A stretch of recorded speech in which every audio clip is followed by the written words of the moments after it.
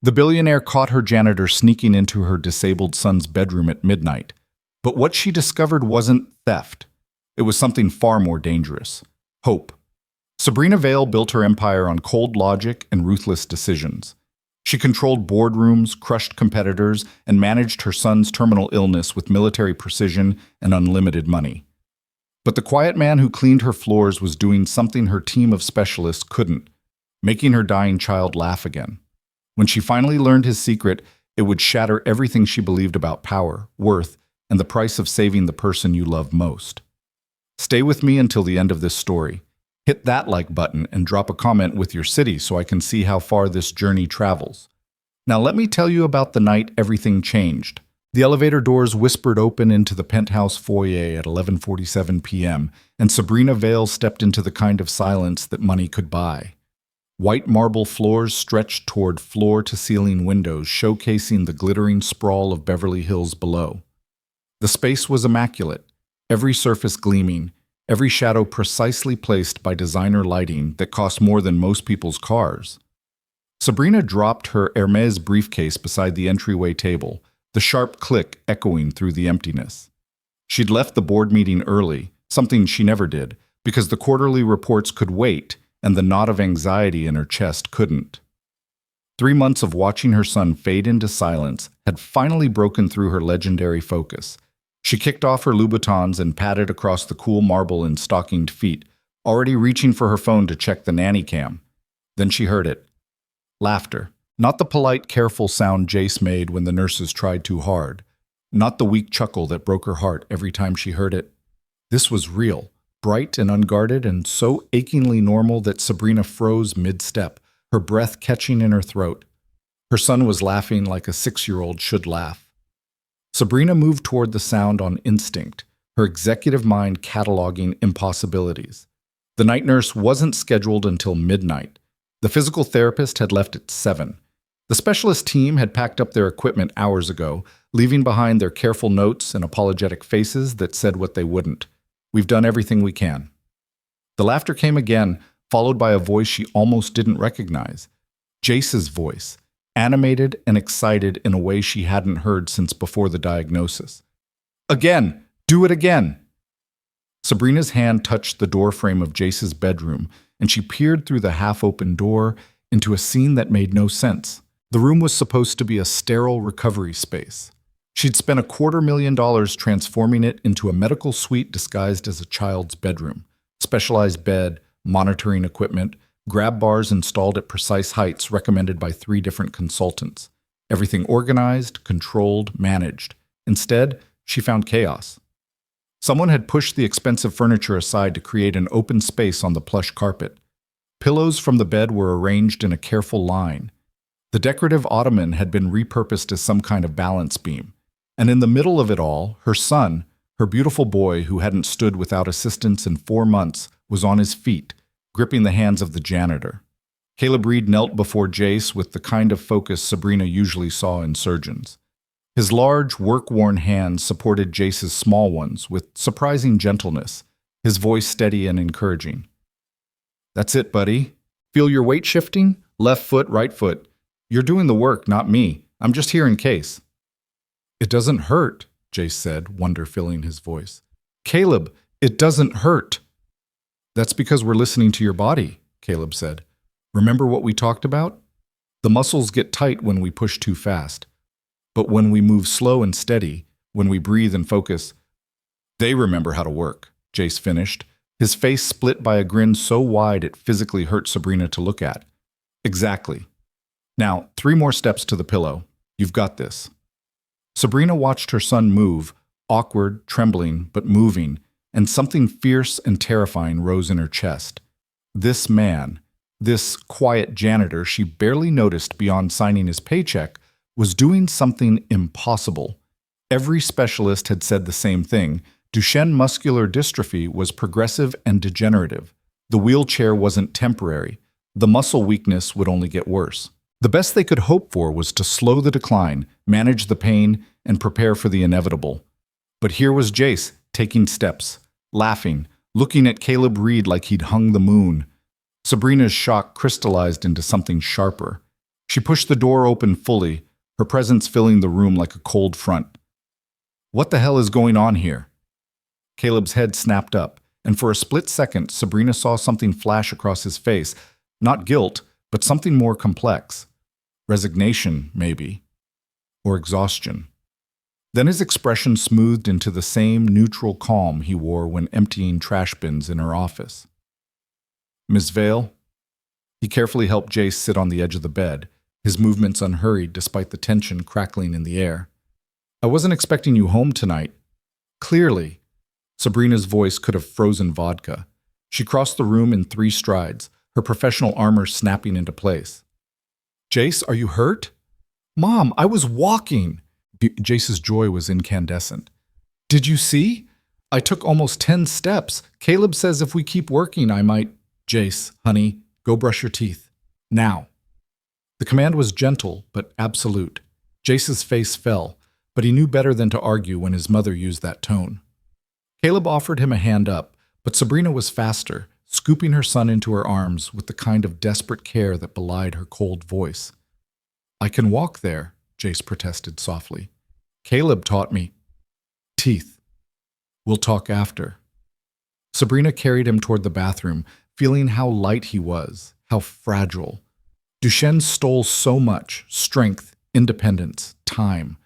The disease was a thief that couldn't be negotiated with or outmaneuvered, and God knew she'd tried. She set Jace down by the sink and closed the bathroom door before turning to face Caleb. The janitor had stood, his tall frame somehow taking up less space than it should, like he'd practiced being invisible. He wore the same Navy work uniform he always did, his name embroidered over the pocket in simple letters. His dark hair needed a cut, and there was a stain on his sleeve that looked like cleaning solution. He looked exactly like what he was supposed to be: hired help. Except for his eyes. Those eyes were too steady, too knowing, assessing her with a quiet intelligence that set off every alarm bell in Sabrina's head. How long has this been going on? Her voice was surgical, precise, and cutting. About 6 weeks, Caleb said evenly. I finish my regular duties around 8. Jace is usually still awake, so You've been conducting unauthorized physical therapy on my medically fragile child for 6 weeks? Sabrina's control cracked just enough to let fury seep through. Do you have any idea what you could have done to him? The liability? He was lonely. The simple words hit harder than any argument could have. Sabrina's momentum faltered. Caleb didn't step back or look away. I'd see him through the doorway when I cleaned, always alone. The nurses would check his vitals and leave. The therapist would run him through exercises like he was a machine that needed maintenance. Nobody talked to him. Nobody played with him. He's 6 years old, and he was disappearing into that silence. You don't know anything about my son's care, Sabrina said, but the words came out defensive rather than commanding. You're right. I'm not a doctor. Caleb's voice stayed level, but something shifted in his posture, a kind of weary determination. But I know what it looks like when a kid gives up. And Jace was giving up. The truth of it was a knife between Sabrina's ribs. She'd seen it too, had woken at 3 a.m. in hotel rooms across 3 continents with the image of Jace's empty eyes haunting her. She'd thrown money at the problem, better specialists, experimental treatments, the best care money could buy. But she hadn't been there. Not really. Not in the way that mattered. So you decided to play doctor? Sabrina's voice hardened again because anger was safer than guilt. You have no qualifications? No training? I have both, actually. Sabrina stopped. What? Caleb reached into his pocket and pulled out a worn wallet. From it, he extracted a laminated card, a degree from UCLA in occupational therapy, dated 8 years ago. The photo showed a younger version of the man before her, smiling with an optimism that the current Caleb had long since buried. Sabrina stared at the card. You're a licensed therapist. Was. The license lapsed when I couldn't afford the renewal fees or continuing education requirements. Caleb took the card back, his expression unreadable. Life got complicated. Then why the hell are you cleaning my floors? The question came out sharper than Sabrina intended, but Caleb didn't flinch. He slipped the card back into his wallet with the careful precision of someone who'd learned to protect the few valuable things he had left. Because clinics wanted 3 years of specialized experience I didn't have. Because interview panels saw single father on my resume and heard unreliable. Because therapy positions pay well but require evening and weekend hours, and I needed a job with a schedule that let me pick up my daughter from school every day. His voice never rose, but each word carried the weight of battles fought and lost. Janitorial work pays enough to keep a roof over our heads, and the night shift means I'm home when Lily needs me. So I clean floors. Sabrina's mind raced, trying to reconcile the janitor she'd barely noticed with the educated professional standing before her. You have a daughter. Lily, she's 8, autistic. Caleb's expression softened slightly when he said her name. My wife Sarah was a pediatric therapist, speech and physical. She taught me everything I know about working with kids who need extra support. When she got sick, he stopped, and Sabrina recognized the pause. She'd made that same pause countless times when people asked about Jace's father, when the explanation was too complicated and too painful to put into words for strangers. Sarah died 3 years ago, Caleb finally continued. Cancer. By the time we caught it, there wasn't much time left. She spent what she had teaching me how to help Lily, how to read her cues, how to adapt therapy techniques for home use. Said I needed to be ready for when she was gone. The bathroom door opened, and Jace emerged in his pajamas, toothbrush in hand. Mom, Caleb isn't in trouble, is he? Please don't be mad at him. He's my friend. Sabrina looked at her son, really looked at him. There was color in his cheeks that hadn't been there in months. His eyes were bright, alert, hopeful. And the way he looked at Caleb Reed contained something Sabrina hadn't seen directed at anyone in a long time. Absolute trust. Go to bed, sweetheart, she said quietly. We're just talking. But bed, Jace. Caleb moved to help Jace into bed, but Sabrina was faster again, lifting her son and tucking him under the covers with practiced efficiency. She kissed his forehead, breathing in the baby shampoo scent that was already fading as he grew up too fast. Tomorrow we'll talk about this, okay? But right now, you need rest. You won't fire Caleb, will you? Jace's small hand gripped hers with surprising strength. Please, Mom, he makes everything better. We'll figure it out, Sabrina said, which was not a promise and not a denial. She waited until Jace's eyes drifted closed before standing and gesturing for Caleb to follow her out of the room. They stood in the hallway, the space feeling smaller than it should have. Sabrina crossed her arms, her executive mask firmly in place. This stops. Tonight. Whatever you've been doing, it ends now. Understood. Caleb's easy agreement somehow made her angrier. Do you have any idea what could happen if he got hurt? If something went wrong, my lawyers would bury you, the liability alone. I know. Then why? The question burst out before Sabrina could stop it. Why risk your job, a lawsuit, everything, for a kid you barely know? Caleb was quiet for a long moment, his gaze steady on hers. Because I've been where Jace is. Not the same disease, but the same loneliness. The same feeling that your body is betraying you and nobody really understands. And I've seen what happens when kids like that don't have someone who believes they can be more than their diagnosis. You're not his therapist. You're not even supposed to be in his room. You're right, Caleb agreed. But when I heard him crying one night about 2 months ago, really crying, the kind that comes from somewhere deep, I couldn't just walk past and pretend I didn't hear. So I asked if he was okay. And we started talking. Just talking at first. He told me about missing soccer, about how none of his friends from school visited anymore, about how everyone treated him like he was already gone. Sabrina's chest tightened. She hadn't known about the crying, hadn't known about most of it. I told him about Lily, Caleb continued, about how she struggles with things other kids find easy, how frustrated she gets when her body doesn't cooperate with what her mind wants to do. We talked about what it's like to be different, and then one night he asked if the exercises the therapist did actually helped, or if they were just pretending. What did you say? I said they helped, but only if he believed they could, that his body needed his brain to be on board, to be a partner instead of an enemy. So we started doing little things, stretches, breathing exercises, basic range of motion work, nothing aggressive, nothing that pushed past his pain threshold.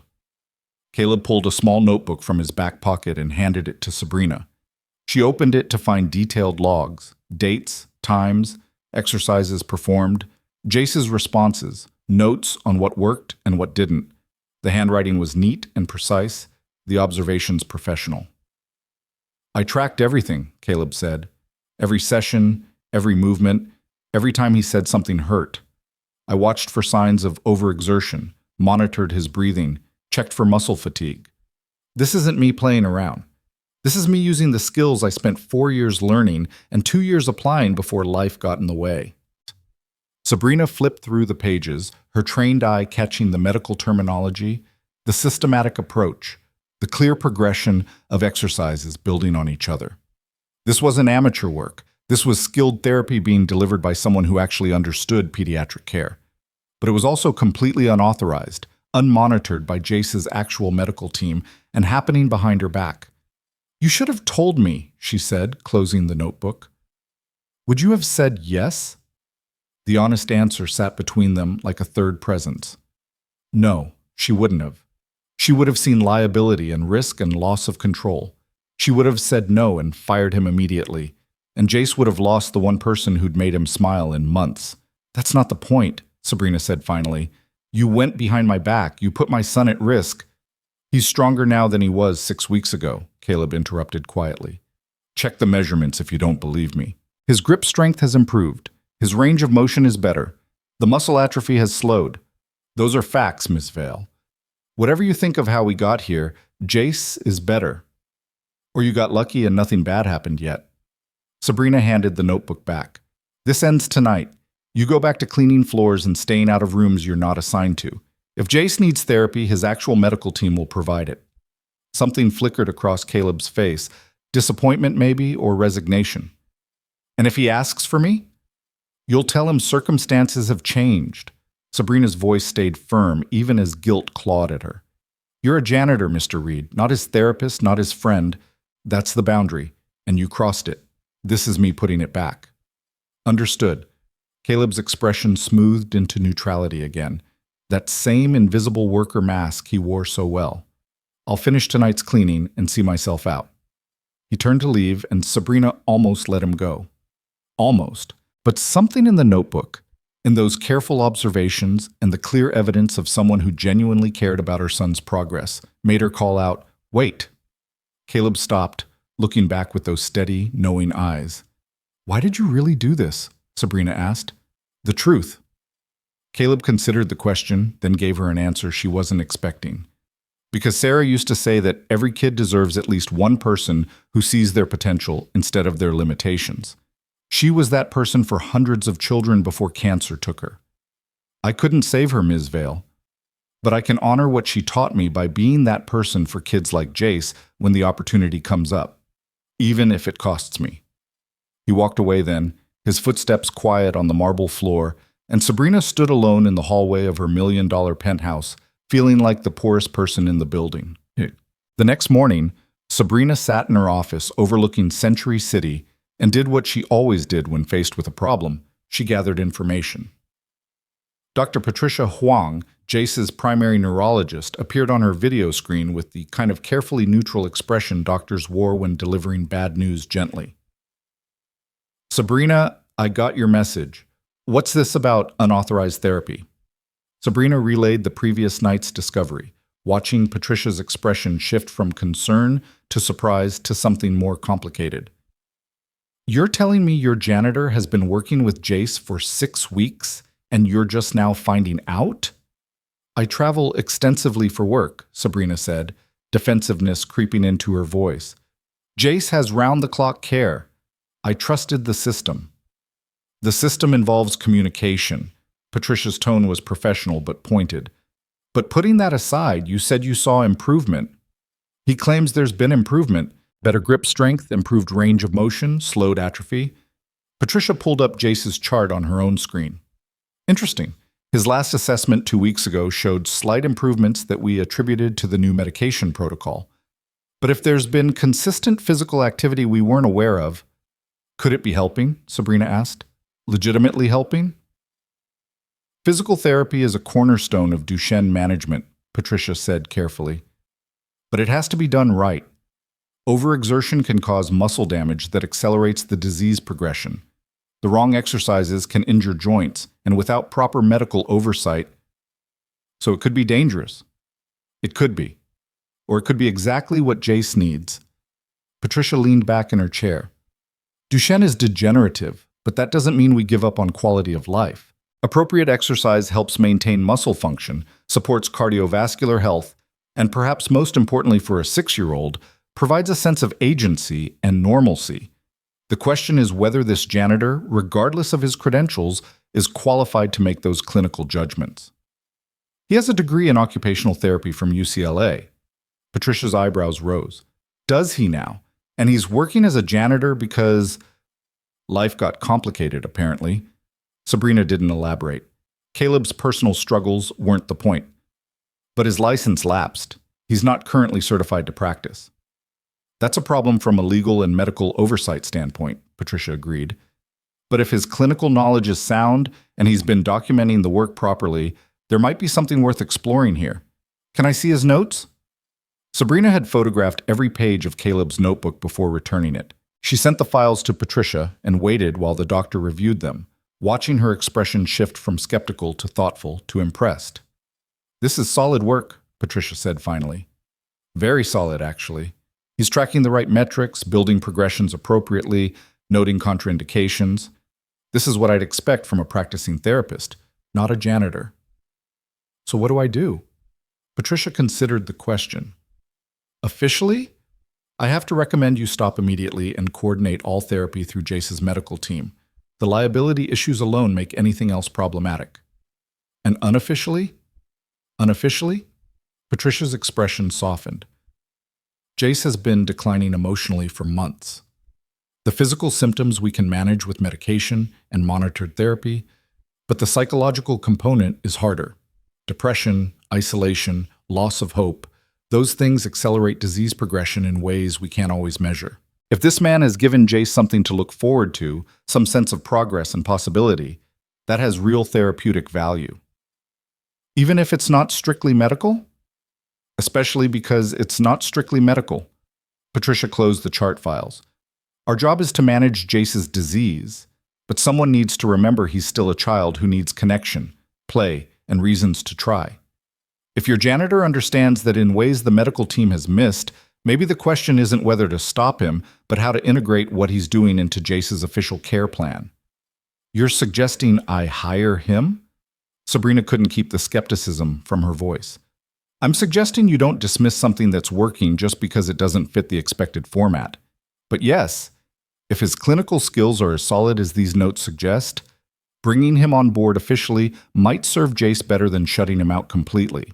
At minimum, have him work with the therapy team so we can monitor what he's doing and ensure it's safe. Sabrina ended the call and sat in the silence of her office, looking out over the city she'd conquered through sheer force of will and strategic thinking. She'd built her company by identifying value others missed, by seeing potential in people and technologies before the market caught up. But she'd missed Caleb Reed completely. She pulled up his employment file, seeing his application for the first time. High school education listed, janitorial certification, references from previous cleaning contracts. Nothing about UCLA. Nothing about occupational therapy. Nothing about the person behind the uniform. Because she'd never asked, never looked, never saw him as anything more than part of the machinery that kept her life running smoothly. Sabrina pulled up the security footage from the penthouse, scrolling back through weeks of recorded hallways. There, Caleb arriving at 6 p.m. with his cleaning cart. There, finishing the main rooms by 7:45. And there, slipping into Jace's room around 8, staying until nearly midnight, leaving with the careful quiet of someone who'd practiced being invisible. She watched him work with Jace, even without sound, seeing the patience, the encouragement, the way he celebrated small victories like they were Olympic achievements. She saw her son's face transform from the hollow resignation she'd learned to dread into something brighter, something that looked dangerously like joy. And she saw herself in the background of some footage, walking past Jace's room without stopping, phone pressed to her ear, briefcase in hand, always moving toward the next meeting, the next deal, the next thing that demanded her attention more than her dying son. The guilt was a physical weight in her chest. Sabrina closed the laptop and made a decision. She didn't call Caleb, didn't arrange a formal meeting. Instead, she did something she never did. She came home early. At 6:30 p.m., Sabrina walked into her penthouse and found Caleb in the kitchen, cleaning the granite countertops with methodical precision. He looked up when she entered, surprise flickering across his face before the neutral mask slid back into place. "Miss Vale, I wasn't expecting you." "I know." Sabrina set down her briefcase. "Where's Jace?" "With the evening nurse. They're reading in his room." Caleb returned to his cleaning, not meeting her eyes. "I'll be finished in about 20 minutes, and then I'll get out of your way." "Actually, I want to talk to you about that." Caleb's hand stilled on the counter. "If this is about last night, I already said I understood. I haven't been back in Jace's room. Won't be again." "What if I want you to go back?" Now he did look at her, confusion clear in his expression. "I don't understand." Sabrina pulled out her phone and showed him Patricia's email summary, the one that concluded, "If Mr. Reed is willing to work within a supervised framework, integrating his approach with Jace's existing care team could provide significant benefits. The emotional and psychological improvements alone warrant consideration." "You want to hire me," Caleb said slowly, reading the email. "As what, exactly?" "As exactly what you've been doing, but officially. We'd get your license reinstated. I'll cover the fees and continuing education costs. You'd work with Dr. Huang and the therapy team to develop an integrated care plan for Jace. Proper oversight, proper documentation, everything legal and above board." Caleb handed the phone back, his expression unreadable. "That's generous. Too generous, actually. What's the catch?" "No catch. You'd be compensated appropriately for professional work rather than janitorial rates. We'd work around your daughter's schedule." "Stop!" Caleb's voice was firm. "Ms. Vale, I appreciate the offer. I do. But I need you to understand something. I didn't work with Jace to angle for a better job. I did it because he needed someone and I was there. That's it." "I know that," Sabrina said. "That's exactly why I'm making this offer. Because you saw my son as a person instead of a problem to manage or a paycheck to collect. Because you cared when you had no professional obligation to care. And that's worth hiring someone whose license lapsed because he couldn't afford to maintain it?" Caleb's voice held an edge of bitterness. "Someone who's been cleaning floors for 3 years because no legitimate clinic would take a chance on him? It's worth hiring someone with documented skills who's made measurable improvements in my son's condition when specialists with perfect credentials couldn't." Sabrina met his gaze steadily. "I don't care about your employment gap or your lapsed license or any of the other reasons you got overlooked before. I care about results. And I care about Jace's well-being. You've demonstrated both." Caleb was quiet for a long moment, conflict clear on his face.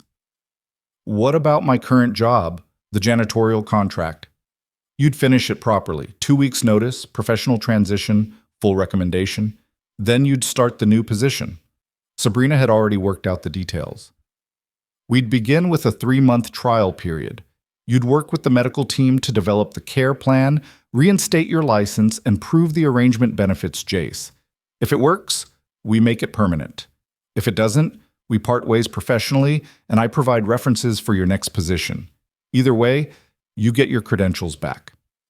"Why?" The question was quiet but intense. "You barely know me. You could hire anyone, someone with current credentials, someone with elite experience, someone who fits the profile of what a Beverly Hills therapist should be." "I could," Sabrina agreed, "but those people would see Jace as a client. You see him as a kid. There's a difference." Caleb leaned against the counter, his broad shoulders carrying tension. "I need to think about it. Talk to Lily, make sure this wouldn't disrupt her routine. She doesn't handle change well." "Of course. Take the time you need." Sabrina checked her watch. "But while you're thinking, would you mind checking on Jace? He asked for you 3 times today. The nurses didn't know what to tell him." Something shifted in Caleb's expression, concern mixed with reluctance. "You said this morning. This morning I was operating on incomplete information and fear," Sabrina interrupted. "Tonight I have more facts and a better plan. So if you're willing, I'd like you to see Jace. Just to talk. Let him know you're still here. Nothing else changes until we've formalized an arrangement." Caleb studied her face like he was trying to read a balance sheet, looking for the hidden costs in fine print. Finally, he nodded. 5 minutes, just to say hello. Take as long as you need. Sabrina watched him walk toward Jace's room, then followed at a distance, positioning herself where she could observe without intruding. The nurse, a kind woman named Maria, looked up in surprise when Caleb appeared in the doorway, but stepped aside when Sabrina nodded permission. "Caleb!" Jace's face lit up like Christmas morning. "You came back. Mom said you might not, and I thought, hey, buddy." Caleb settled into the chair beside Jace's bed with easy familiarity. "Sorry about that. Your mom and I had to work some things out. Adults are complicated sometimes." "Are you in trouble because of me?" Jace's joy dimmed, worry creeping in. "No, nobody's in trouble." Caleb reached out and ruffled Jace's hair gently. Sometimes when people care about someone, they have different ideas about how to help. Your mom loves you a lot, so she was worried when she saw us working together. That's normal.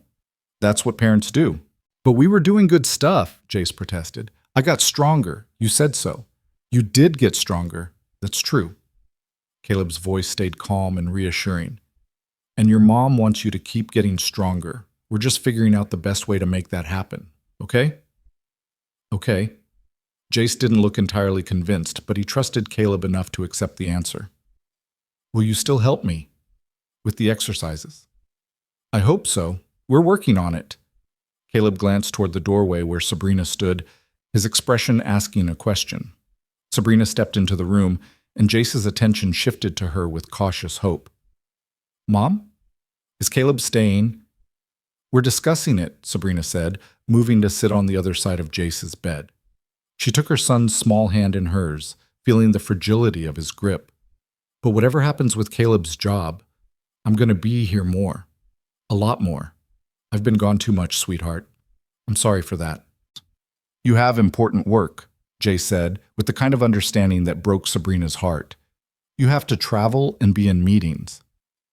"I have important work right here," Sabrina corrected gently. "You're my most important work, Jace, and I forgot that for a while. I thought I was helping by making sure you had the best doctors and the best equipment and everything money could buy. But what you really needed was someone to be with you, someone to believe you could do more than just survive." She looked at Caleb, seeing him truly for the first time, not as staff, not as a problem, but as the person who'd shown her son what she'd almost forgotten to give him: hope. "So we're going to make some changes," Sabrina continued. "Better changes this time. Changes that put you first." Jace squeezed her hand weakly. "Does that mean Caleb can stay?"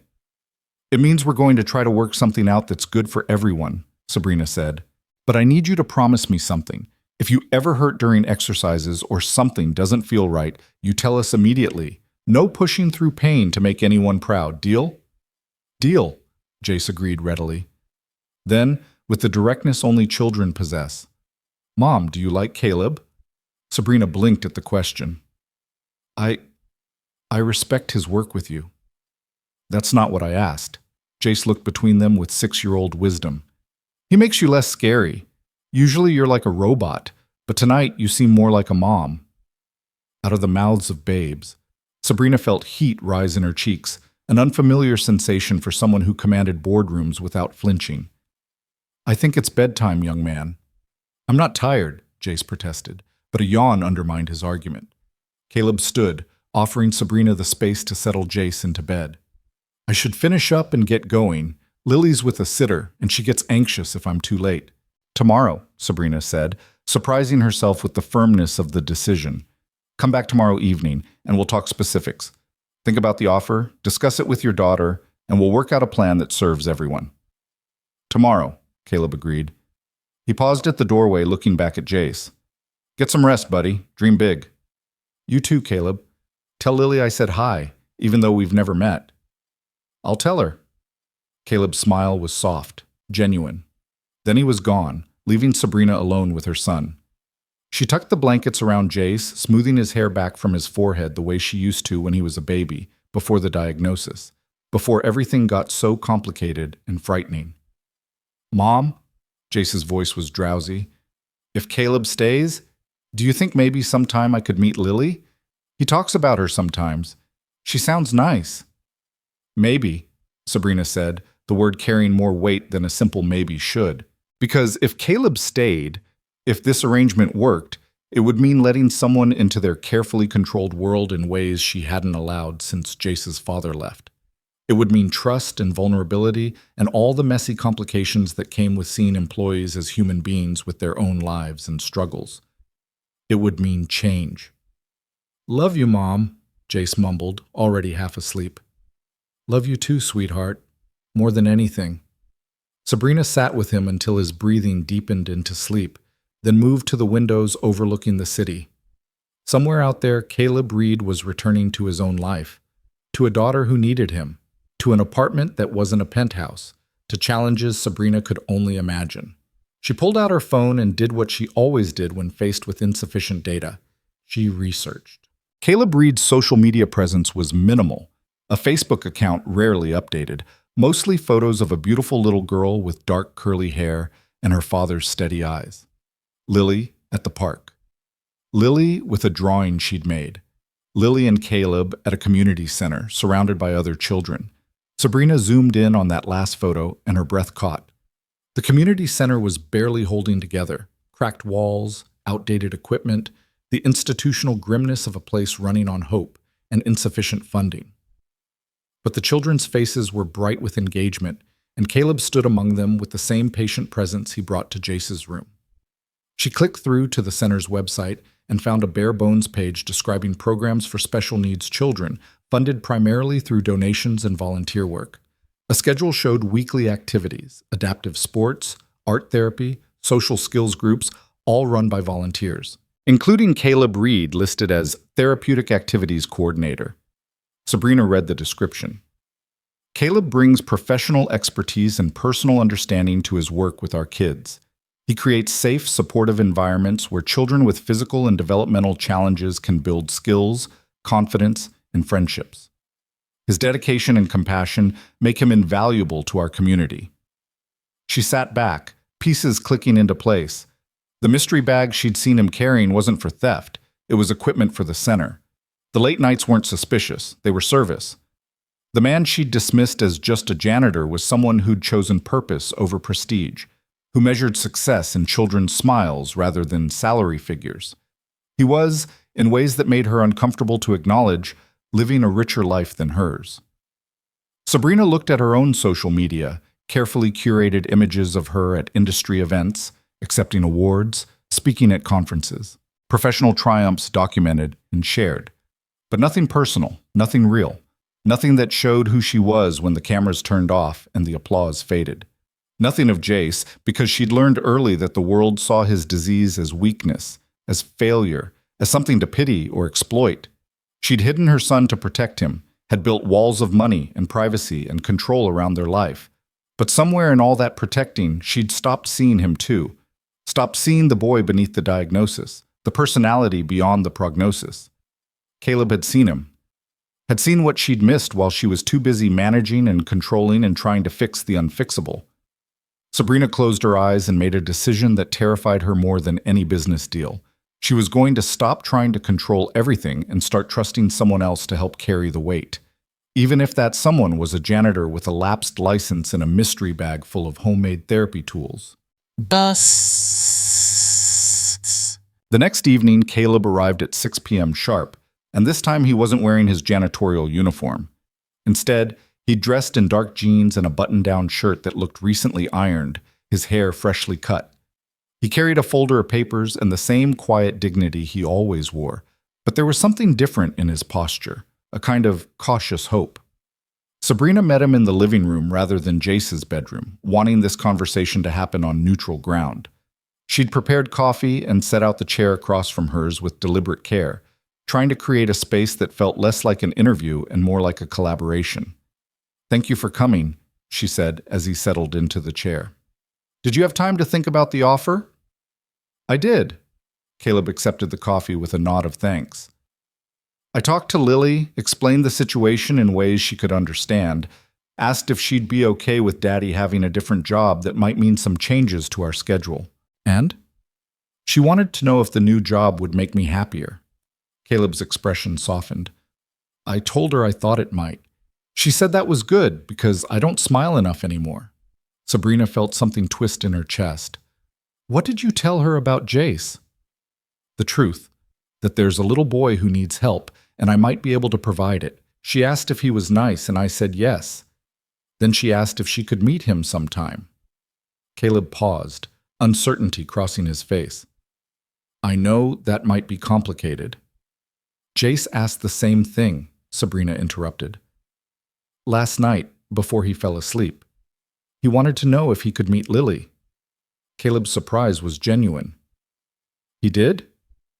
He said you talk about her sometimes. That she sounds nice. Sabrina wrapped her hands around her own coffee mug, needing something to do with the nervous energy. I think maybe it would be good for both of them. Jace doesn't have friends his age anymore. The disease scared them off, or their parents got uncomfortable, or the medical equipment made everything too weird. He's lonely in ways I don't know how to fix. Lily knows about lonely, Caleb said quietly. She struggles to connect with other kids. The autism makes social situations hard, and kids can be cruel about differences they don't understand. But she's kind and patient, and she has this amazing ability to see beauty in things other people overlook. She sounds wonderful. She is. Caleb's voice held fierce pride and protective love. She's my miracle. After Sarah died, I didn't know how I'd manage. Single father, special needs child, no support system nearby. But Lily, she saves me more than I save her. She reminds me every day that different doesn't mean less, that struggle doesn't define worth. Sabrina recognized the truth in his words because she'd learned the same lesson, just from a different angle. Jace's disease had stripped away her illusions about control and revealed what actually mattered. Moments of connection, genuine laughter, the fierce love that transcended medical prognoses and business success. I want to accept your offer, Caleb said, pulling her from her thoughts, but I need to be clear about my boundaries and requirements. I'm listening. Caleb opened his folder and pulled out a handwritten list, not demanding but clear and specific. First, my schedule needs to accommodate Lily. She has therapies twice a week that I can't miss. School pickup is non-negotiable. If she has a meltdown or medical issue, I need to be able to leave immediately. Done, Sabrina said without hesitation. We'll build the schedule around your needs with Lily. Second, I want full transparency with Jace's medical team. No secrets, no working behind anyone's back. If something I'm doing concerns them medically, I need to know immediately so we can adjust. Agreed. Dr. Huang already said she wants regular coordination meetings. Third, I need to maintain my work at the community center. Those kids depend on me, and I'm not abandoning them just because I have a better opportunity. Sabrina hadn't expected that, but she found herself respecting it. How much time does the center require? Saturday mornings, 3 hours. Sometimes I help with special events or emergency coverage, but the regular commitment is Saturdays. Can I ask you something about that? Sabrina pulled out her phone and showed him the community center's website. You're listed as the therapeutic activities coordinator, but that's volunteer work. You're not paid. No, Caleb confirmed. The center can barely keep the lights on. They can't afford to pay staff beyond the director and one administrative assistant. The rest of us volunteer because the work matters. What if it didn't have to be volunteer? Sabrina's mind was already working through possibilities. What if there was funding for proper staffing, updated equipment, program expansion? Caleb's expression shifted to wariness. I'm not accepting your offer, so you'll donate to the center. That's not how this works. I know that, Sabrina said. But I'm a businesswoman, Caleb. I identify needs and resources and find ways to create value. That center serves a population that's chronically underserved. With proper funding, you could expand your reach, professionalize your programs, maybe even hire additional therapists to serve more children. That's not charity. That's investment in community infrastructure that benefits kids like Lily and Jace. You're serious. I'm always serious about business. Sabrina allowed herself a slight smile. And if I'm going to hire you away from your janitorial position, I should probably make sure the other work you care about doesn't suffer for it. Call it enlightened self-interest. Caleb shook his head slowly, something like wonder crossing his face. Sarah used to say that the world needed more people who saw problems as opportunities instead of obstacles. She'd have liked you. The compliment landed harder than Sabrina expected. I'd have liked to meet her. Anyone who taught you to see children the way you do must have been remarkable. She was. Caleb's voice held old grief worn smooth by time. She saw potential in everyone, patients, colleagues, even me when I was an overwhelmed therapy student who didn't think I had what it took. She believed in people before they believed in themselves. You do the same thing, Sabrina observed. With Jace, with the kids at the center. You see who they could be, not just who they are right now. I learned from the best. Caleb set down his coffee mug. So, if we're doing this, if I'm accepting your offer, I need you to understand something. I'm not going to tell you what you want to hear just because you're paying me. If I think something isn't in Jace's best interest medically or emotionally, I'll say so. If the team is missing something, I'll speak up. I work for Jace's well-being, not your comfort. Good, Sabrina said firmly. I don't want a yes man. I want a professional who'll tell me the truth, even when it's uncomfortable, especially when it's uncomfortable. And if we disagree about his care, then we discuss it like adults, consult with Dr. Huang, and make decisions based on what's best for Jace rather than who's right. Sabrina leaned forward. I'm used to being the final authority in every situation, Caleb, but I'm smart enough to know when someone else has expertise I lack. You've proven you understand my son in ways I missed. I'd be an idiot not to listen to that. Caleb studied her face, that same careful assessment she'd seen before. Finally, he nodded. Okay, then I accept. 3-month trial, full integration with the medical team. We figure out the details as we go. Thank you. Sabrina extended her hand and Caleb shook it with a grip that was firm but not aggressive, the handshake of an equal, not an employee. They spent the next hour working through logistics, salary, more than Sabrina initially offered once she saw Caleb's surprise at the number, benefits, full health coverage for both Caleb and Lily, schedule, flexible around both children's needs, and the framework for working with Dr. Huang's team. Caleb would start after completing his 2-week notice, during which time they'd handle license reinstatement and get him up to speed on Jace's complete medical history. As they finalized details, Jace's voice called from his bedroom. Mom, is Caleb here yet? I heard voices. Sabrina and Caleb exchanged looks. Should we tell him? She asked. Together, Caleb suggested. They walked to Jace's room and found him sitting up in bed, hope and anxiety warring on his young face. When he saw both of them, his expression transformed into tentative joy. Hey, buddy, Caleb said, settling into the familiar chair. Your mom and I have been talking about some changes. Good changes or bad changes? Jace asked cautiously. Good ones, we think, Sabrina said, sitting on the other side of the bed. Caleb's going to stop being our janitor and start being your therapist instead. Officially this time, working with Dr. Huang and everyone else to help you get stronger. Jace's eyes went wide. Really? You're staying? I'm staying, Caleb confirmed. We're going to do this right. Proper schedule, coordination with your doctors, everything safe and supervised. Sound good? Sounds perfect. Jace looked at his mother. Can we start tonight? Please. Tomorrow, Sabrina said gently. Tonight you rest. But tomorrow we start the new plan. What about Lily? Jace asked Caleb. Is she okay with you having a new job? She's happy for me, Caleb said. And actually, she'd like to meet you sometime if that's okay. Your mom and I thought maybe we could arrange it. Somewhere casual, no pressure. Just 2 kids hanging out. Like the park? Jace suggested eagerly. I haven't been to the park in forever. The nurses say it's too risky, but maybe with you there.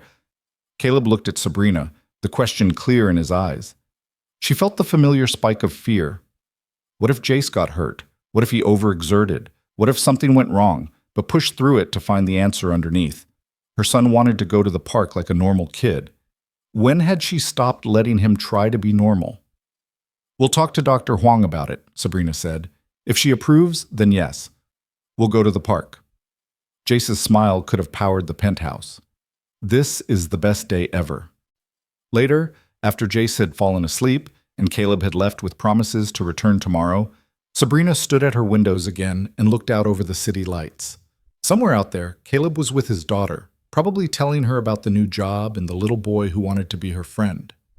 Somewhere, Dr. Huang was reviewing the notes Sabrina had sent, preparing to integrate an unconventional therapist into a traditional medical framework. Somewhere, The community center was hosting children who needed more resources than they had. And here, in her perfect penthouse filled with expensive furniture and medical equipment and all the trappings of success, Sabrina stood alone except for her sleeping son and realized that wealth wasn't what she'd thought it was. Real wealth was having someone who believed in your child when giving up would be easier. Real wealth was finding a person willing to sacrifice career advancement to keep their daughter safe and loved. Real wealth was discovering that the help you needed had been there all along, quietly working in the background while you were too busy to notice. Sabrina pressed her hand against the cold glass and made herself a promise. She would notice now. She would show up. She would be more than the woman who signed checks and managed logistics from a distance. She would learn to be a mother who believed her son could be more than his diagnosis, even if it terrified her. And she would trust Caleb Reed to help them both find their way there. The night stretched ahead, full of possibility and uncertainty in equal measure. Sabrina embraced both, for the first time in years allowing herself to hope that maybe, just maybe, they could build something better than what she'd lost. Not a cure. She was too much a realist for that fantasy. But a life. A real life.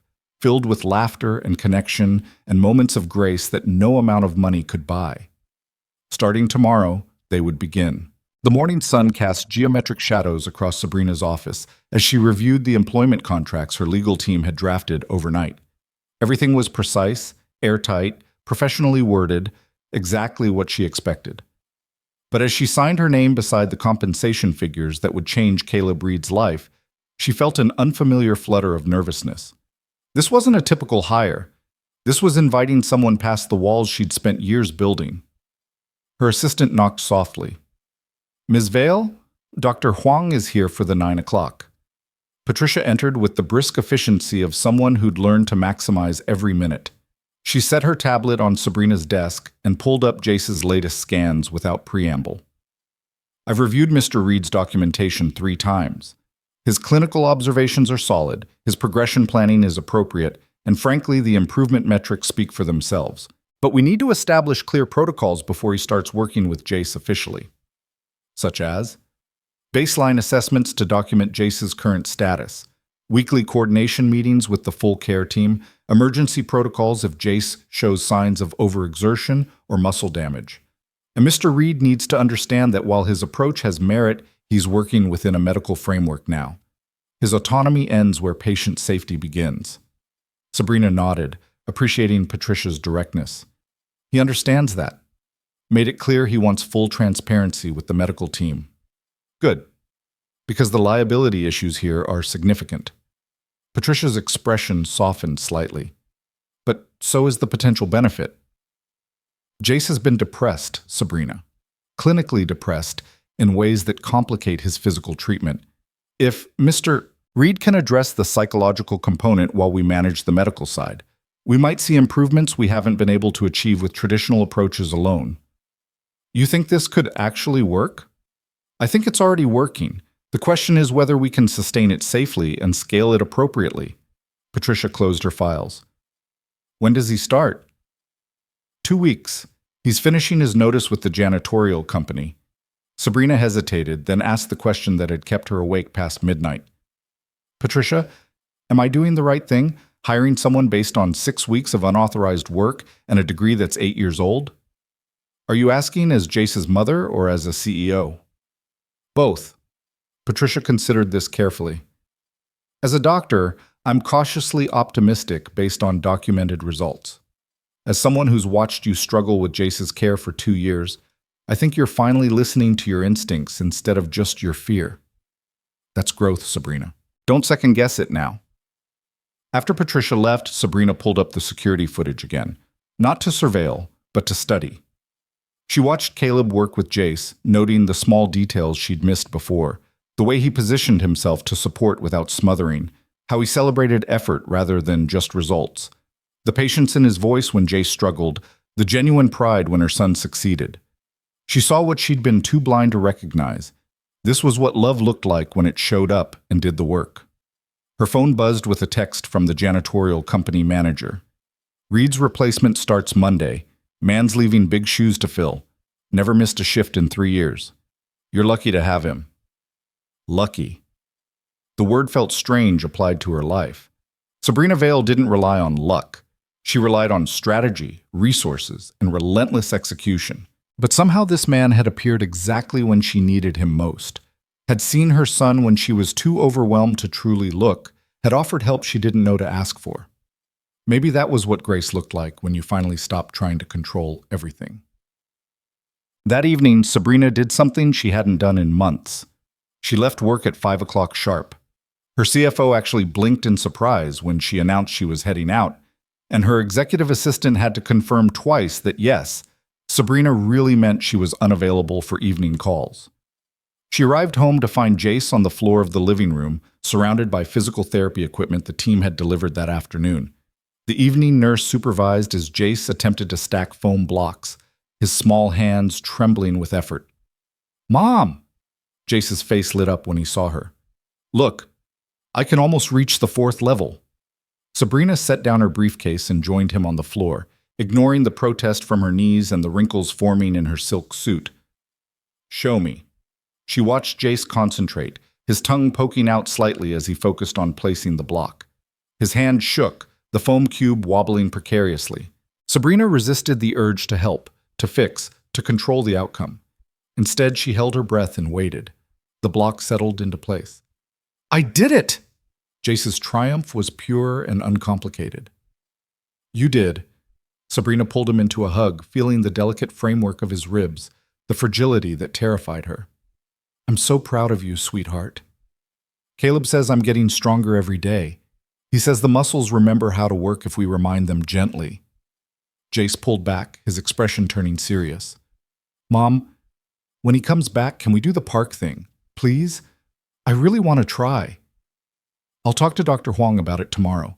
But Jace, I need you to understand something." Sabrina chose her words carefully.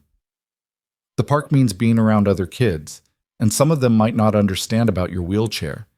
They might ask questions or say things that aren't kind." "Like at school?" Jace's voice went small. "Before you took me out?" Sabrina's chest tightened. She'd pulled Jace from school 6 months ago after a particularly brutal incident where another child had asked if muscular dystrophy was contagious. The teacher had handled it poorly, Jace had come home crying, and Sabrina had made an executive decision to homeschool rather than subject her son to more cruelty. "Yes, like at school," she admitted. "People can be thoughtless when they don't understand. I don't want you to get hurt." "But staying inside all the time hurts too," Jace said quietly. "Just different. Caleb says being safe isn't the same as being alive." The words hit Sabrina like a physical blow. When had her 6-year-old learned to articulate truths that she'd been avoiding? When had protecting him become another way of hiding from her own fear? "You're right," she said softly. "And I'm sorry I forgot that. We'll make the park happen. Safely, with Dr. Huang's approval, but we'll make it happen." Jace threw his arms around her neck, nearly knocking over the block tower in his enthusiasm. "Thank you. Wait until I tell Caleb." "About that." Sabrina smoothed his hair back. "Caleb's starting his new job in 2 weeks. Until then, you won't see him as much. He has responsibilities to finish at his old job, and we want to do this transition right. Can you be patient?" Jace's face fell, but he nodded with the resignation of a child who'd learned early that life rarely bent to his wishes. "Okay, but he's definitely coming back?" "Definitely. I have the signed contract in my briefcase." "Can I see it?" Sabrina retrieved the document, watching Jace's eyes widen at the official letterhead and legal language. He traced Caleb's signature with one finger, his expression reverent. "This means he's really staying," Jace whispered. "Yes, sweetheart. He's really staying." That night, after Jace fell asleep clutching the contract like a talisman, Sabrina found herself doing something else unprecedented. She called her mother. Margaret Vale answered on the 3rd ring, her voice carrying the crisp authority of a woman who'd raised Sabrina to be a warrior in silk suits. "This is a surprise. You never call on weekdays." "I need advice," Sabrina said without preamble. A pause. "What kind of advice?" "The parenting kind." Another longer pause. Then, "Are you feeling well? Should I call your doctor?" "I'm serious, Mother." Sabrina moved to the windows, watching the city lights blur as unexpected tears pricked her eyes. I've made a decision about Jace's care, and I'm not sure if it's brilliant or reckless. She explained about Caleb, the discovery, the confrontation, the offer. Margaret listened without interrupting, a skill she'd perfected during her own corporate career before retirement. When Sabrina finished, her mother said simply, "Do you trust him?" "I barely know him." "That's not what I asked." Sabrina considered the question honestly. "Yes, I trust him with Jace. I've seen the results, reviewed his credentials, watched how my son responds to him. Professionally, it makes sense. And personally? That's the part that scares me." Sabrina's admission came out raw. "I've spent 2 years keeping everyone at arm's length, managing Jace's care like a military operation, because if I just controlled all the variables, I could keep him safe. But this man walked into our lives and did more in 6 weeks than my expensive specialists accomplished in months. What does that say about my judgment?" "It says you're human," Margaret replied. "Sabrina, you've always believed you could solve any problem with enough money and strategic thinking. But some things can't be bought or managed. Sometimes you have to let people in and trust them to care as much as you do. What if I'm wrong? What if he's not who I think he is? What if you're right?" Margaret's voice gentled. "What if this man is exactly who he appears to be? Someone genuinely invested in helping your son. Would that be so terrible?" "It would be terrifying," Sabrina admitted, "because then I'd have to admit I can't do this alone, that I need help."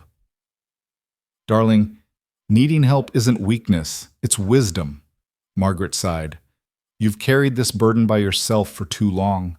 If this Caleb person is offering to share the weight, let him. And if he turns out to be worth trusting, consider that maybe the universe is finally giving you a break." After they hung up, Sabrina sat in the darkness and let herself feel the full weight of her mother's words. She'd built her entire identity around being the person who didn't need anyone, who solved her own problems, who powered through obstacles with sheer force of will. But will couldn't cure Duchenne. Money couldn't buy back the time she'd lost being absent, and control was just another word for the fear she'd been too proud to acknowledge. Maybe it was time to try something different. The 2 weeks passed in a blur of preparation. Dr. Huang scheduled baseline assessments and coordinated with specialists across disciplines: physical therapy, occupational therapy, psychology, nutrition. Sabrina sat through meeting after meeting, learning medical terminology she'd previously left to the experts, asking questions that revealed how little she actually understood about her son's daily reality. She also made changes to her own schedule, delegating projects she'd previously insisted on handling personally, pushing back on travel that wasn't absolutely critical, and shocking her executive team by announcing she'd be leaving by 6 p.m. every evening going forward. "Is everything okay?" her CFO asked carefully. "This isn't like you." "Everything's fine," Sabrina replied. "I'm just reprioritizing. My son needs me home, so I'm going to be home." She saw the skepticism in her team's faces, the unspoken question of how long this would last before she reverted to her workaholic patterns. Sabrina didn't blame them. She'd trained them to expect her total availability, her relentless focus, her willingness to sacrifice everything for the company.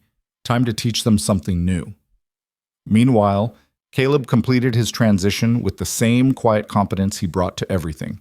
He trained his replacement personally, left detailed notes about every account, and finished his final shift with the kind of professionalism that made the janitorial manager shake his head in wonder. 3 years, never a complaint, the manager told Sabrina when she called to confirm Caleb's last day. Reliable as sunrise, treated every job like it mattered, from cleaning bathrooms to buffing executive floors. "You got yourself a good man, Ms. Vale. Don't waste him." The word stayed with Sabrina. Don't waste him. As if she had the power to waste or honor someone else's value. As if her treatment of Caleb would reveal something about her own character. On Caleb's first official day, Sabrina had arranged for the full care team to meet in her penthouse conference room, a space she'd designed for virtual board meetings but had never actually used.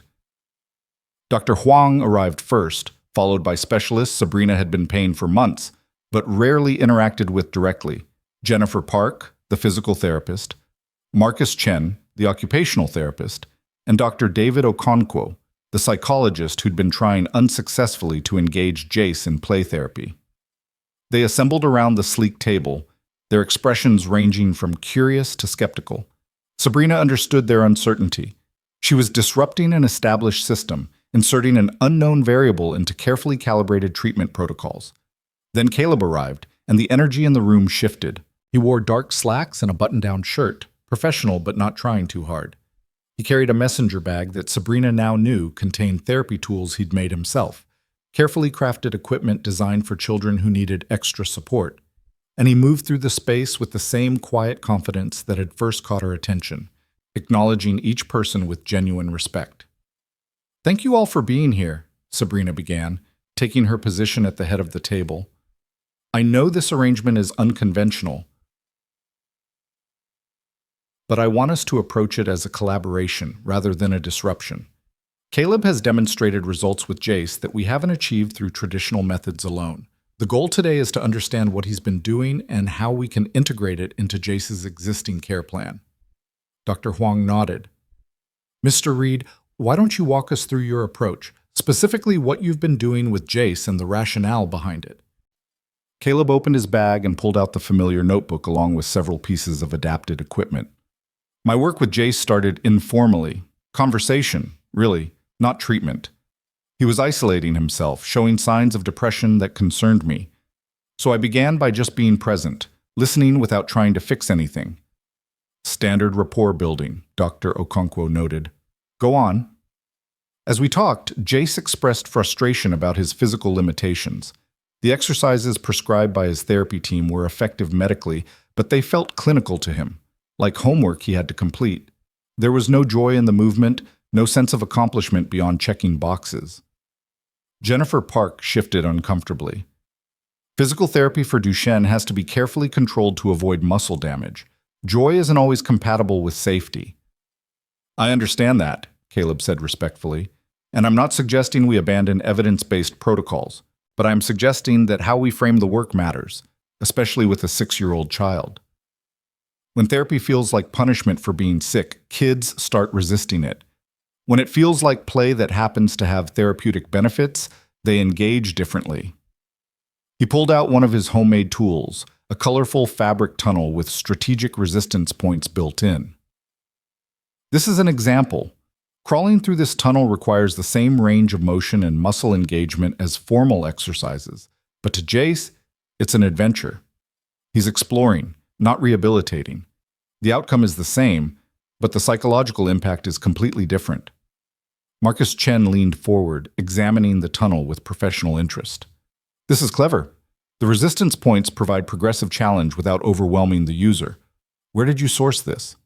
"I made it. Fabric from a craft store, resistance bands I already owned, basic sewing skills my wife taught me." Caleb's voice remained steady. "Most of the tools I use are adapted from household items or created from inexpensive materials. Therapy doesn't have to be expensive to be effective." "But it does have to be safe," Dr. Huang interjected. "Walk us through your safety protocols. How do you know when Jace is approaching his limits?" Caleb spent the next 30 minutes detailing his approach, how he monitored breathing patterns, watched for muscle tremors that indicated fatigue, checked in verbally with Jace about pain levels, and documented everything in real time. He described the progressive nature of his exercise selection, explaining how each activity built on previous work without pushing too aggressively. The specialist asked pointed questions, probing for gaps in his knowledge or dangerous assumptions. But Caleb answered each one with the competence of someone who'd done this work before, who understood both the theory and the practical application. Sabrina watched the dynamic shift. The skepticism didn't disappear entirely, but it softened into something more like cautious respect. "I have a question," Dr. Okonkwo said finally. "You mentioned addressing Jace's depression through engagement. Can you elaborate on the psychological approach you've been using?" Caleb's expression grew more animated. "Jace's depression stems from loss of agency and social isolation. He can't control his disease, can't participate in normal childhood activities, and can't connect with peers who don't understand his situation. So my approach focused on restoring a sense of control and providing connection." "How?" "By giving him choices within the therapy framework. Does he want to work on upper body strength or balance today?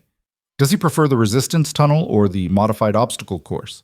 Small decisions that let him feel like a participant rather than a patient. Caleb pulled out his notebook, and by connecting him with my daughter Lily, who understands what it's like to be different. They haven't met in person yet, but I've been telling Jace stories about her, and he's expressed interest in a friendship. That possibility, having a friend who gets it, has given him something to look forward to. Dr. Okonkwo nodded slowly. Peer support for children with chronic conditions can be incredibly therapeutic. I've been trying to get Jace engaged in group activities, but his mother has been reluctant. All eyes turned to Sabrina. She felt heat rise in her face, but forced herself to meet their gazes steadily. I was afraid he'd be hurt, that other children would be cruel, or that he'd be exposed to illnesses he couldn't fight off. I was protecting him. You were isolating him, Dr. Okonkwo said gently, with good intentions, but the result was the same. Jace needs social interaction with peers, Ms. Vale. His mental health depends on it.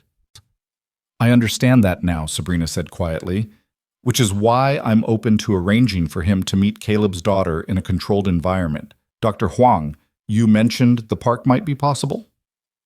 With supervision and proper precautions, yes. Jace's mobility has improved enough that limited outdoor activity is feasible. Patricia consulted her tablet. We'd need to choose a time when the park isn't crowded, bring his wheelchair for backup, and limit the duration, but I think it could be beneficial both physically and psychologically. Caleb spoke up carefully. Lily has her own challenges with social situations. Autism means she sometimes struggles with unstructured environments, but she's gentle and patient, and she's been excited to meet Jace since I told her about him. I think they might be good for each other. Then let's make it happen, Sabrina decided. This Saturday, if everyone agrees? The team exchanged glances, then nodded in consensus.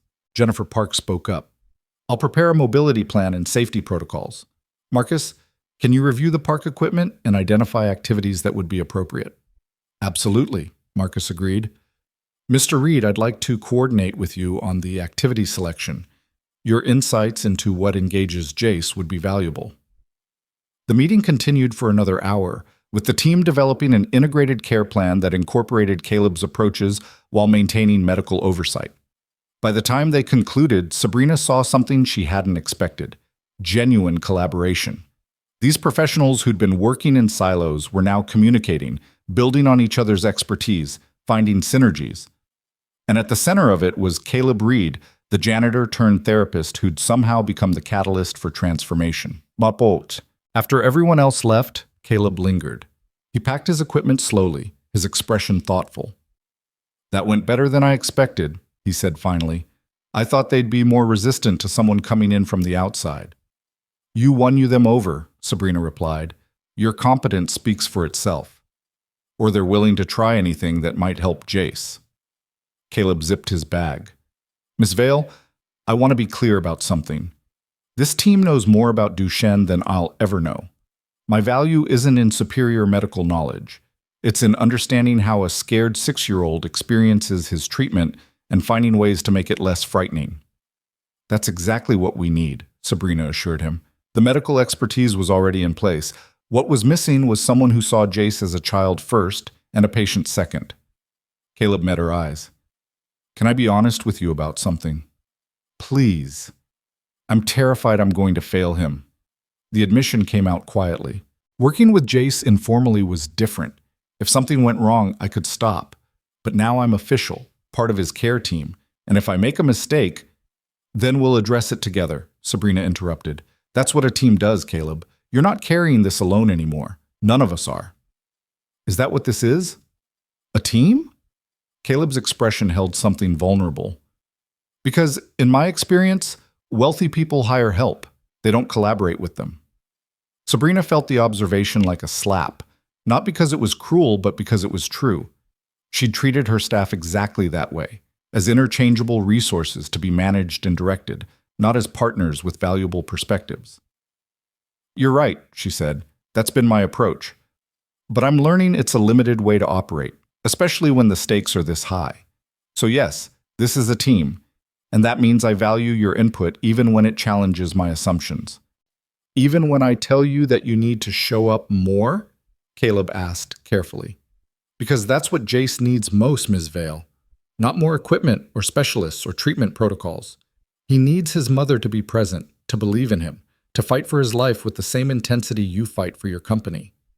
The words should have made Sabrina angry, this employee presuming to tell her how to parent, but instead she felt the truth of them settle into her bones. "You're right," she said again. "I've been absent. Physically here sometimes, but mentally always elsewhere. I told myself I was working for Jace's future, but really I was running from the present because it was too painful to face." "It is painful," Caleb said quietly. "Watching your child struggle with things other kids take for granted. Knowing there's a timer you can't stop. It's agony, and I understand the impulse to escape into work where you have control. But Jace doesn't need your success, Ms. Vale. He needs your attention." "How do you do it?" Sabrina asked, the question escaping before she could stop it. "How do you show up every day for Lily knowing she'll always struggle? How do you find the strength?" Caleb's expression softened with understanding. "Because the alternative is letting her face it alone, and I can't live with that. So I choose to believe that every day we have together matters, that every small victory counts, that love is worth the pain of watching someone you adore fight battles you can't fight for them." Tears pricked Sabrina's eyes, actual tears, which she hadn't allowed herself in public for longer than she could remember. "I'm afraid I've already lost too much time. That Jace won't forgive me for all the moments I missed." "Children are remarkably forgiving when they see genuine effort to change," Caleb said gently. "Start showing up now and Jace will meet you where you are. That's what kids do. They give us chances to be better than we were yesterday." Sabrina wiped at her eyes, not caring that her mascara probably looked like hell. "Thank you for being honest with me. And thank you for seeing my son when I was too overwhelmed to really look." "That's my job now," Caleb replied. "Officially." They shared a smile, tentative but real. The beginning of something that might actually become trust. As Caleb left, Sabrina stood at her windows again. But this time, the view looked different. The city lights weren't just symbols of power and success. They were homes and families and people fighting their own battles with varying degrees of support and resources. Somewhere out there, Caleb was heading to pick up Lily from school, transitioning from professional therapist back to full-time single father. Somewhere, Dr. Huang was updating Jace's files with the new care plan. Somewhere, children at an underfunded community center were waiting for their Saturday session with teacher Caleb, counting on him to show up. And here, in her penthouse, Jace was building block towers and dreaming about the park, believing for the first time in months that better days might actually come. Sabrina made a decision. She pulled out her phone and sent an email to her executive assistant. "Clear my calendar for this Saturday. Family commitment, non-negotiable." Then she walked to Jace's room, where he was supposed to be resting, but was instead drawing pictures with fierce concentration. "What you working on, sweetheart?" Jace held up his drawing. 2 stick figures in a park, one taller than the other, surrounded by trees and sunshine. "It's me and Lily for when we meet on Saturday. I want to give it to her so she knows I'm excited." Sabrina sat on the edge of his bed, studying the simple drawing that contained so much hope it hurt to look at. "That's beautiful, Jace. She's going to love it. Do you think she'll like me?" The question came out small and worried. "I think she'll be lucky to know you," Sabrina said firmly. "You're kind and brave and creative. Any friend would be fortunate to have you." "Even with the wheelchair? Even with the muscles that don't work right?" Sabrina pulled him close, breathing in his little boy's scent, feeling the bird-delicate bones that contained a spirit far stronger than any disease. "Especially with those things, because they've taught you empathy and courage that other kids haven't learned yet. You're extraordinary, Jace, not despite your challenges, but including them." Jace nestled against her. "Caleb says that too. That different doesn't mean less."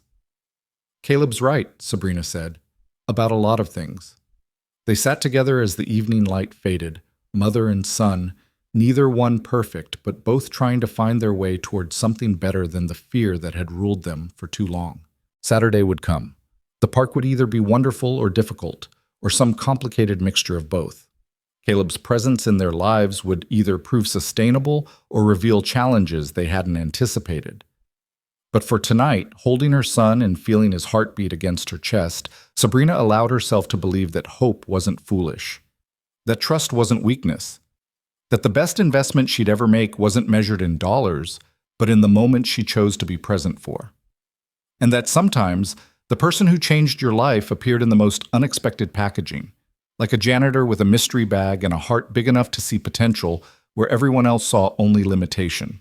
Saturday morning arrived with the kind of crystalline California sunshine that made everything feel possible. Sabrina woke at 6, her stomach twisted with an anxiety she hadn't felt since her first major investor pitch a decade ago.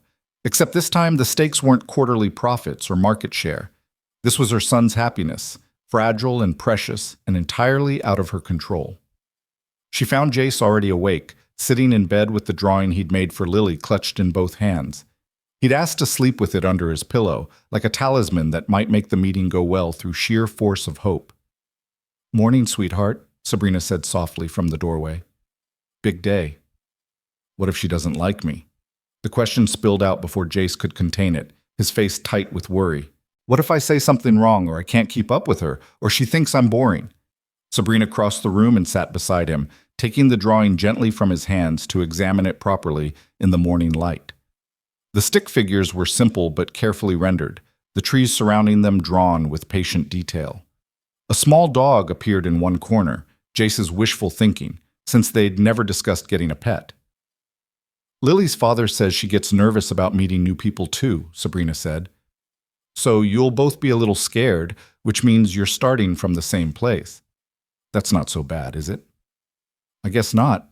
Jace touched the drawing reverently. "Do you think Caleb will really bring her? What if something happens and they can't come?" "Then we'd reschedule," Sabrina assured him, though privately she'd been checking her phone compulsively since waking, half expecting a cancellation text. "But Caleb said they'd be there at 10, and he strikes me as someone who keeps his promises." "He does," Jace said with absolute certainty. "Caleb always does what he says." The trust in her son's voice stirred something complicated in Sabrina's chest. Jace had learned early that adults often disappointed. His father had walked away when the diagnosis got too real. Friends' parents had stopped arranging playdates. Even her own promises to be home more had been broken repeatedly by emergency meetings and last-minute travel. But somehow Caleb had earned a faith that others had squandered. Sabrina wondered what that said about her. They went through the morning routine with careful attention. Breakfast that Jace barely touched, medications administered on schedule, gentle stretches to warm up muscles that had grown stronger over the past weeks, but were still heartbreakingly fragile. The occupational therapist arrived at 8 to help Jace dress in clothes appropriate for the park, soft fabrics that wouldn't irritate if he needed to use the wheelchair for extended periods. By 9:30, they were ready. Sabrina had chosen her own outfit with unusual care, jeans instead of her typical tailored slacks, a simple blouse rather than the armor of designer suits. She wanted to look approachable, like a normal mother taking her son to the park, even though nothing about their situation was normal. The drive to Griffith Park took 20 minutes through light weekend traffic. Sabrina had chosen a smaller playground area that Dr. Huang recommended, one with accessible equipment and enough space that Jace wouldn't feel crowded, but not so isolated that he'd feel exposed. The medical team had provided detailed instructions about sun exposure, hydration breaks, and warning signs that Jace was overexerting himself. They arrived 15 minutes early. Sabrina helped Jace from the car, letting him walk the short distance to the playground while she followed with the wheelchair as backup. His gait was unsteady but determined, each step a small victory that cost more energy than it should. The playground was nearly empty, just an elderly couple on a distant bench and a teenage girl jogging past with headphones. Sabrina had deliberately chosen early Saturday morning for this reason, wanting to minimize variables and potential stressors. She settled on a bench with a clear view of the equipment while Jace stood nearby, gripping the wheelchair handle for support as he scanned the area anxiously. "They're not here yet," he said, his voice small. "It's only 9:50. We're early, remember?" Sabrina checked her phone again. No messages. She told herself that was good news. The minutes stretched. Jace's grip on the wheelchair tightened, his knuckles white with tension. Sabrina watched a parade of worst-case scenarios march through her mind. Caleb had reconsidered. Lily had panicked. Something had gone wrong, and they weren't coming. She prepared gentle words to soften the disappointment, already planning how to salvage the day so Jace wouldn't internalize another rejection. Then a familiar figure appeared on the path, and everything in Sabrina's chest loosened. Caleb walked toward them with his characteristic steady pace, but he wasn't alone. Beside him, matching his stride with careful concentration, was a little girl with dark curly hair pulled into two puffs, her hand clasped firmly in her father's. She wore purple leggings and a shirt covered in dinosaurs, bright rain boots despite the cloudless sky, and an expression of fierce determination mixed with visible anxiety. Lily. Jace's entire body went rigid with anticipation. Sabrina put a hand on his shoulder, feeling him vibrate with nervous energy. "Remember what we talked about," she murmured. "Let her come to you, no pressure." Caleb and Lily approached slowly, and Sabrina got her first clear look at the girl who'd been such a presence in Caleb's stories. Lily was beautiful in an unconventional way, large dark eyes that missed nothing, a serious expression that made her seem older than 8, and hands that moved constantly, fingers tapping rhythmic patterns against her legs. "Good morning," Caleb said when they reached the bench. His smile was warm but edged with his own tension. "Sabrina, Jace, this is my daughter Lily.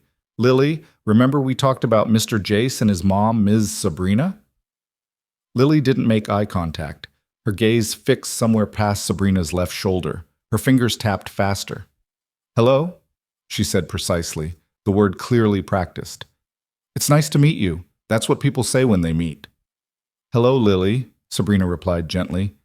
"Thank you for coming to the park with us." "I like parks," Lily announced to the middle distance, "but not when there are too many people or loud noises. Daddy said this park would be quiet. Is it quiet?" "It's very quiet," Jace offered, his voice shaking slightly. "Just us mostly. I'm Jace. I made you a drawing." He held out the picture with trembling hands, and for a long moment Lily didn't respond. Sabrina saw Caleb's jaw tighten, recognizing the familiar uncertainty of wondering if his daughter would engage or retreat into herself. Then Lily's fingers stilled. Her gaze dropped to the drawing, and something shifted in her expression. "That's me," she said, pointing to one stick figure. "And that's you. We're in the park." "Yeah," Jace breathed. "I drew it for you. You can keep it if you want." Lily took the paper with both hands, holding it carefully like something precious. "I like it. The trees are good. Trees are important for oxygen and shade." She looked up briefly, her eyes landing somewhere near Jace's chin. "Do you want to see my rocks? I brought my rock collection to show you. Daddy said I could bring 3 special ones." "I love rocks," Jace said, which was news to Sabrina, but she didn't contradict. Caleb pulled a small cloth bag from his pocket and handed it to Lily, who settled cross-legged on the ground and began arranging 3 stones in a precise line. Jace lowered himself down beside her with Sabrina's help, his movements awkward but successful. "This one is quartz," Lily explained, touching each stone in turn. "This one is obsidian. It's volcanic glass, very sharp if you break it. And this one is mica schist, which has layers you can see. Do you have rocks?" "I don't collect them," Jace admitted, "but I think they're cool." "Can I touch?" Lily considered this carefully. "Yes, but gently. Rocks are strong, but they can still break if you're not careful." Sabrina exchanged a look with Caleb as their children bent over the stones together, Lily explaining geological properties with the earnest intensity of a professor, while Jace listened with rapt attention. Neither parent spoke, both understanding that this moment was fragile and any adult interference might shatter it. "She practiced for 2 days," Caleb murmured quietly. "What to say? How to share? When it's okay to talk about her special interests without overwhelming someone. She was terrified she'd mess it up." "Jace slept with that drawing under his pillow," Sabrina replied just as softly. "He's been worried Lily would think he's boring or broken." "Lily doesn't see people that way. She sees interesting or not interesting, safe or not safe. Everything else is just details." Caleb watched his daughter with unmistakable tenderness. "And apparently, Jace is interesting." They were. The children talked about rocks for 20 minutes, then moved to the playground equipment under the parents' watchful supervision. Jace showed Lily how he could climb 3 rungs of the ladder before his arms got tired. Lily demonstrated her ability to swing herself higher than seemed safe, pumping her legs with mechanical precision while explaining the physics of pendulum motion. When Jace needed to rest, Lily sat beside him without question, pulling out a sketch pad and drawing elaborate patterns while maintaining a running commentary about symmetry and geometric shapes. When Lily got overwhelmed by a sudden bark from a distant dog, Jace quietly offered her his drawing back as a comfort item until she calmed down. They were different children navigating different challenges, but they shared something fundamental, the understanding that the world wasn't built for bodies and brains like theirs, and that finding someone else who understood made the struggle a little less lonely. Sabrina felt tears prick her eyes and didn't bother to hide them. Beside her, Caleb's expression held the same fierce gratitude and protective love she felt burning in her own chest. "Thank you," she said quietly. "For this, for seeing that Jace needed a friend and making it happen." "Lily needed it too," Caleb replied. "She struggles so much with social connections. Other kids don't understand why she talks about rocks for 45 minutes, or needs to wear rain boots on sunny days, or can't handle surprise changes to plans. They get frustrated or bored or mean." His voice roughened. "But Jace just listens, accepts her exactly as she is. That's a gift I can't pay you back for." "You already have," Sabrina said. "Every day you show up for my son, you're giving us more than money could ever buy." They sat in comfortable silence, watching their children discover that friendship didn't require being the same. It just required showing up with honest hearts and accepting what you found there. After an hour, Jace's energy began to flag. Sabrina noticed the telltale signs: shoulders drooping, movements becoming less controlled, the slight tremor in his hands that meant his muscles were approaching their limit. "Jace, sweetheart, let's take a water break," she called gently. "But we're not done playing," Jace protested, though his voice lacked conviction. Lily looked up from her drawing. "Breaks are important. Daddy makes me take breaks when my brain gets too full. Your muscles probably need breaks too." "They do," Jace admitted. "They get tired faster than they used to." "That's okay," Lily said matter-of-factly. "My brain gets tired of people faster than other kids' brains do. Bodies and brains are just different. Different isn't bad." Caleb and Sabrina helped their children to the bench, distributing water bottles and snacks with the practiced efficiency of parents who'd learned to anticipate needs. Jace settled into his wheelchair without complaint, his face flushed with exertion and happiness. "This was the best day ever," he announced. "Lily, can we do this again, please?"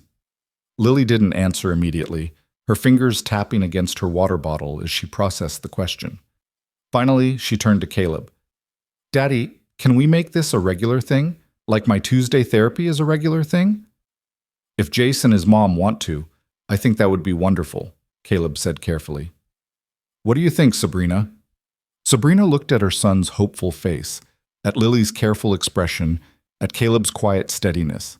She thought about her calendar, about the board meetings and investor calls and strategic planning sessions that had seemed so crucial just weeks ago, and she made a choice that would have been impossible for the woman she was before all of this started.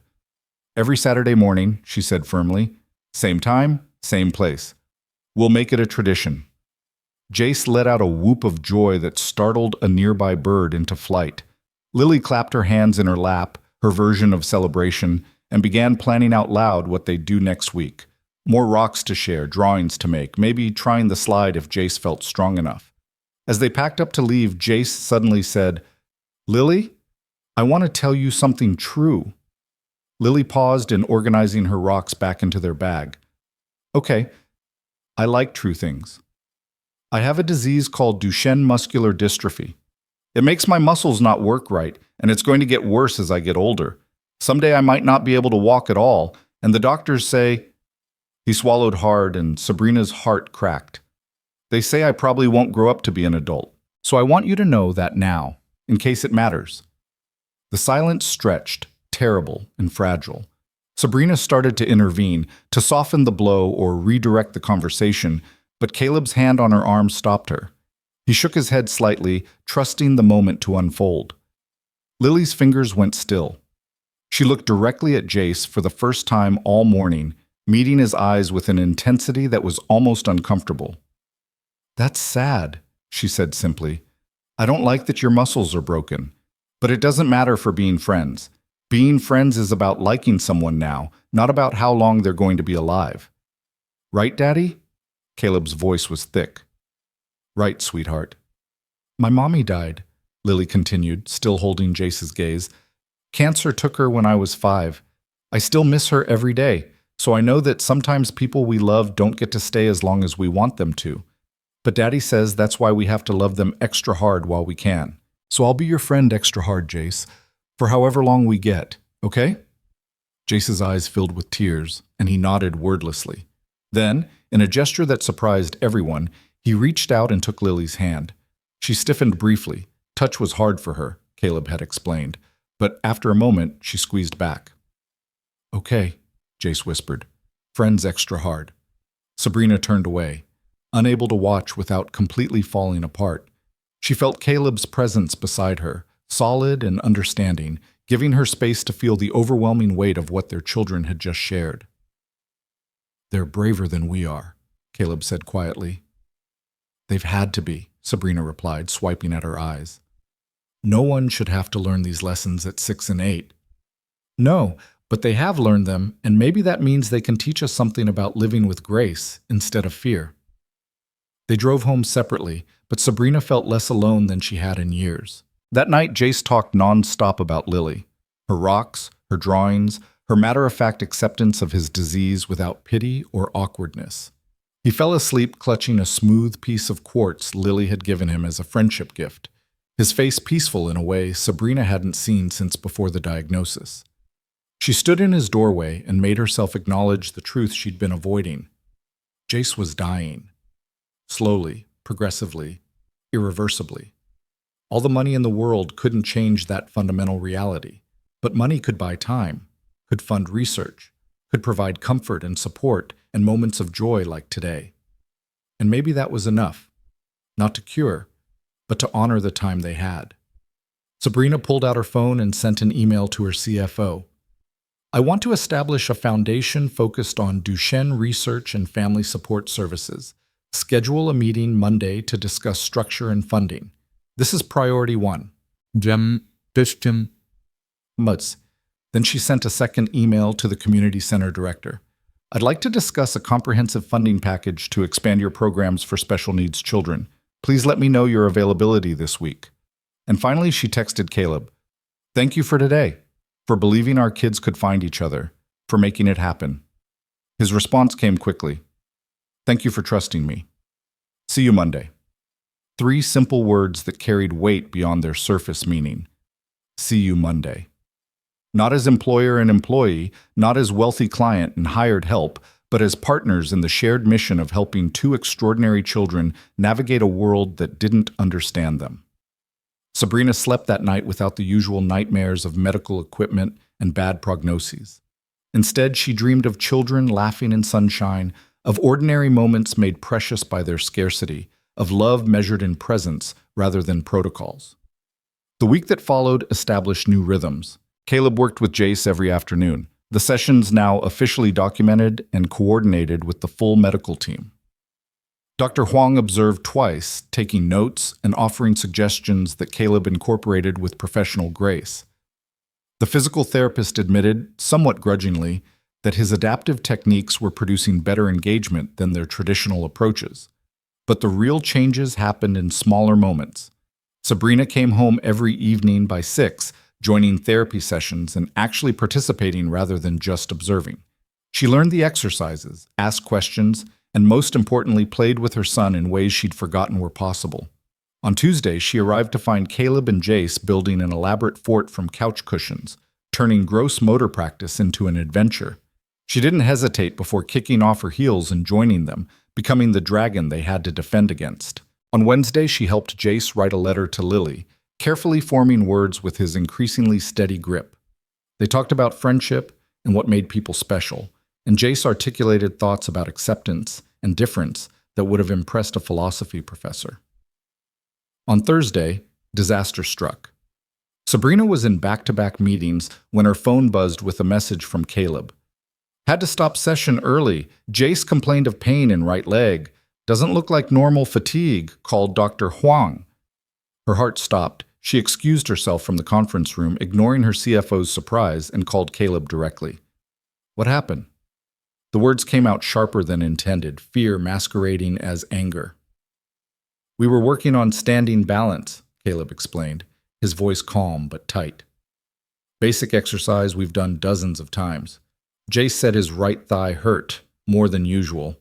When I checked, the muscle felt wrong, tighter than it should be, some swelling. I stopped immediately and applied ice, but I think it might be a strain. A strain? Sabrina's medical knowledge was growing, enough to understand the implications. Muscle strains in Duchenne patients were serious. Damaged muscle wouldn't heal properly, could accelerate the disease progression. How bad? I don't know. That's why I called Dr. Huang. Huang.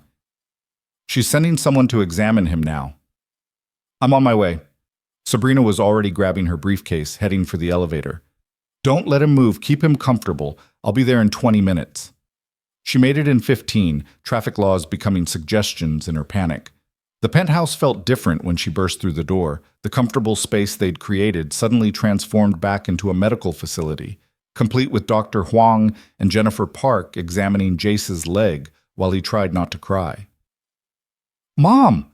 Jace's voice broke when he saw her, relief and fear mixing together. It hurts, and I don't know why. We were just doing normal stuff, and then it hurt so bad. Sabrina went to him immediately, taking his hand while the specialists worked. I know, sweetheart. We're going to figure it out. She caught Caleb's eye across the room. He stood against the wall, his expression carefully neutral, but she could read the guilt and fear beneath the professional mask. This was his worst nightmare, causing harm to the child he'd been trying to help. Dr. Huang straightened, her examination complete. It's a strain in the quadriceps muscle. Not severe, but significant enough that we need to modify activity for the next few weeks while it heals. Jace, this isn't your fault, okay? Sometimes muscles just can't handle stress the way we expect them to. Did I push too hard? Jace asked, tears streaming now. I wanted to be strong for Saturday so Lily would think I was doing good. The confession hit Sabrina like a physical blow. Her son had injured himself trying to impress a friend, pushing past his limits because he'd internalized the message that his worth depended on his physical abilities. Jace, no, she said fiercely, pulling him into a gentle hug that didn't jostle the injured leg. Lily likes you exactly as you are. You don't have to prove anything to anyone. But I want to get better. I want to walk more and be stronger and not be so broken. The words dissolved into sobs, and Sabrina held her son while he cried out frustrations he'd been holding in for too long. Over his head, she saw Dr. Huang gesture for Caleb to follow her out of the room. They left along with Jennifer, giving Sabrina privacy with Jace. She heard voices in the hallway, too quiet to make out words, but the tone was serious. When Jace finally calmed, exhausted from crying and pain medication beginning to take effect, Sabrina settled him in bed with strict instructions not to move. Then she went to find the adults. They were in her home office, the space she rarely used anymore since reorganizing her priorities. Dr. Huang stood with arms crossed, her expression grave.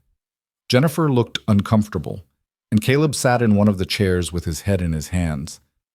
Someone tell me exactly what happened, Sabrina said, closing the door behind her. Dr. Huang spoke first. The strain appears to have occurred during a standing balance exercise that Mr. Reed and Jace have performed successfully multiple times before. Based on Jace's account and Mr. Reed's documentation, there was no obvious error in technique or excessive duration. This was likely just bad luck, a muscle that was already weakened giving out under stress it had previously tolerated. So it's not anyone's fault? Sabrina pressed. Fault is the wrong framework, Dr. Huang replied. Duchenne is progressive. Muscles that work today may fail tomorrow. That's the nature of the disease, but... She paused, choosing words carefully. This does raise questions about the sustainability of an aggressive therapy approach.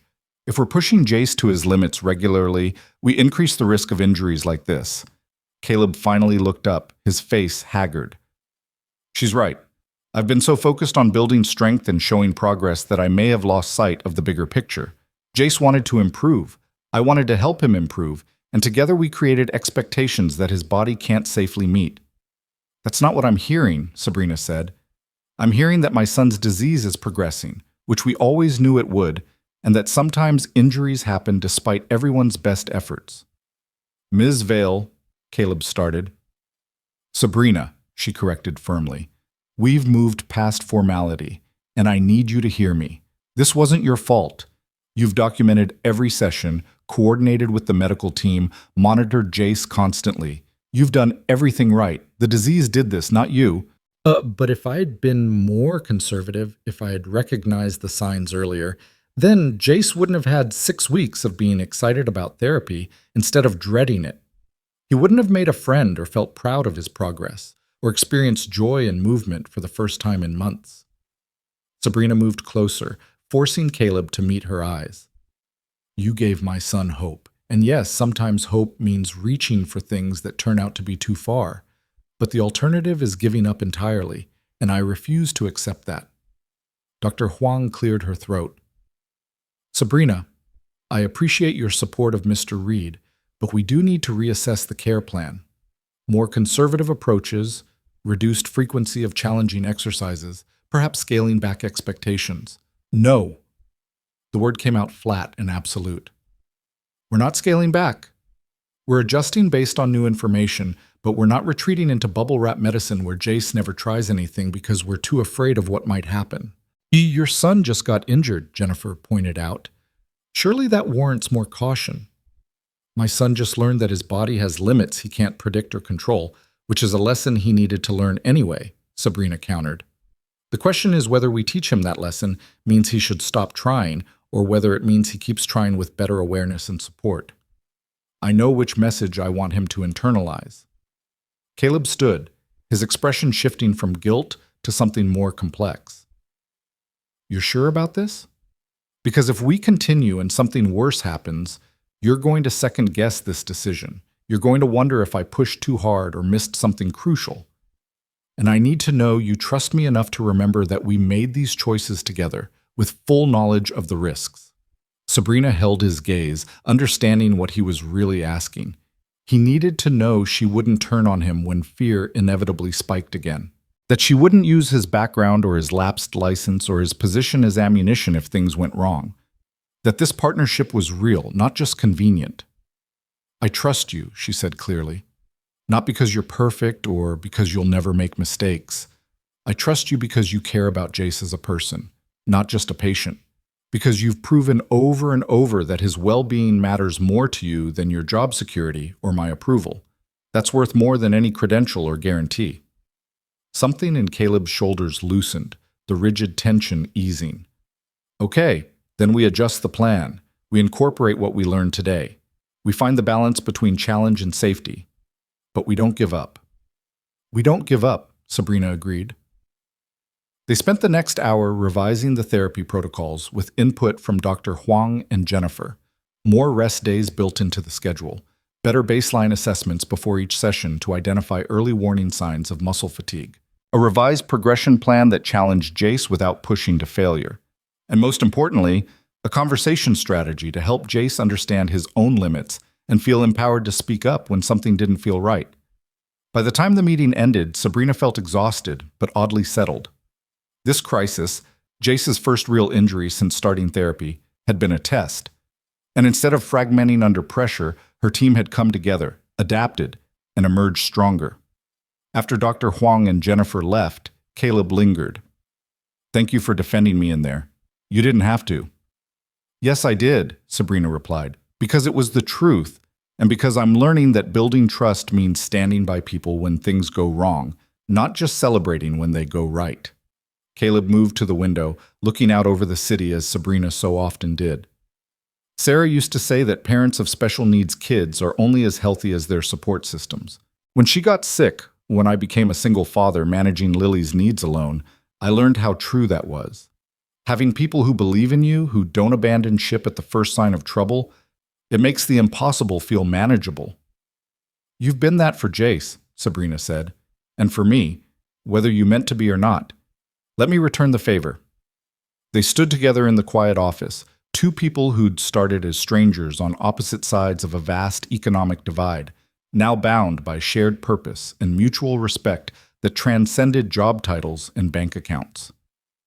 Lily asked me last night if Jace's injury meant they couldn't be friends anymore, Caleb said eventually. She worries that if people get hurt, It means she did something wrong. I had to explain that sometimes bodies just fail, that it's nobody's fault, that loving someone means staying even when things are hard. What did she say? She said that made sense because I stayed with Mommy even when cancer made her hurt, so she'll stay with Jace even when his muscles hurt. Caleb's voice roughened. 8 years old and she understands loyalty better than most adults I know. She learned from a good teacher, Sabrina observed. So did your son. Jace's first concern when I told him we had to stop the exercise wasn't about his pain.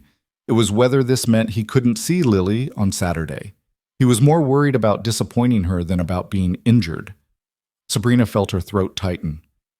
Can he still see her? Dr. Huang said rest, but she cleared him for gentle activity. No running or climbing, but sitting together at the park should be fine. Might actually be good for his mental state. Caleb turned from the window. If you're comfortable with it. I'm comfortable, Sabrina decided. Jace needs normalcy and friendship more than he needs sterile protection.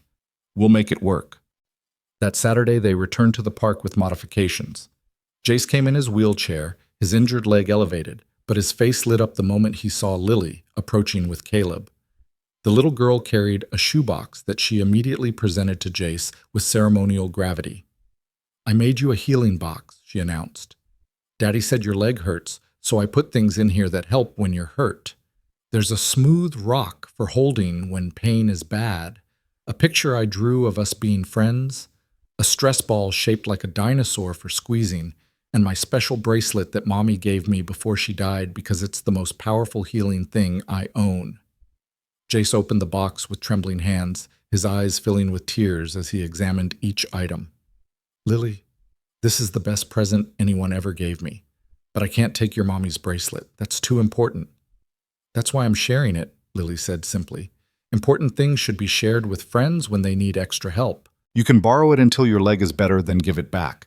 That's what friends do.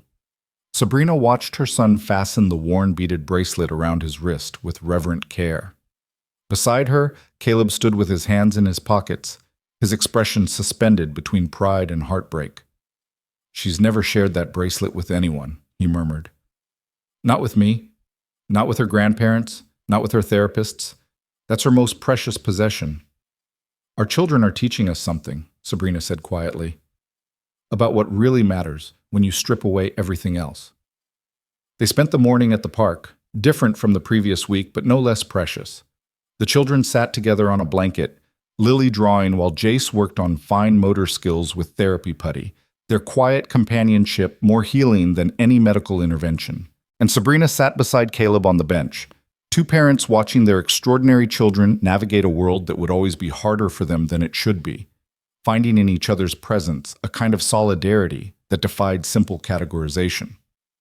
This wasn't employer and employee, wasn't client and service provider, wasn't even just allies in a shared mission.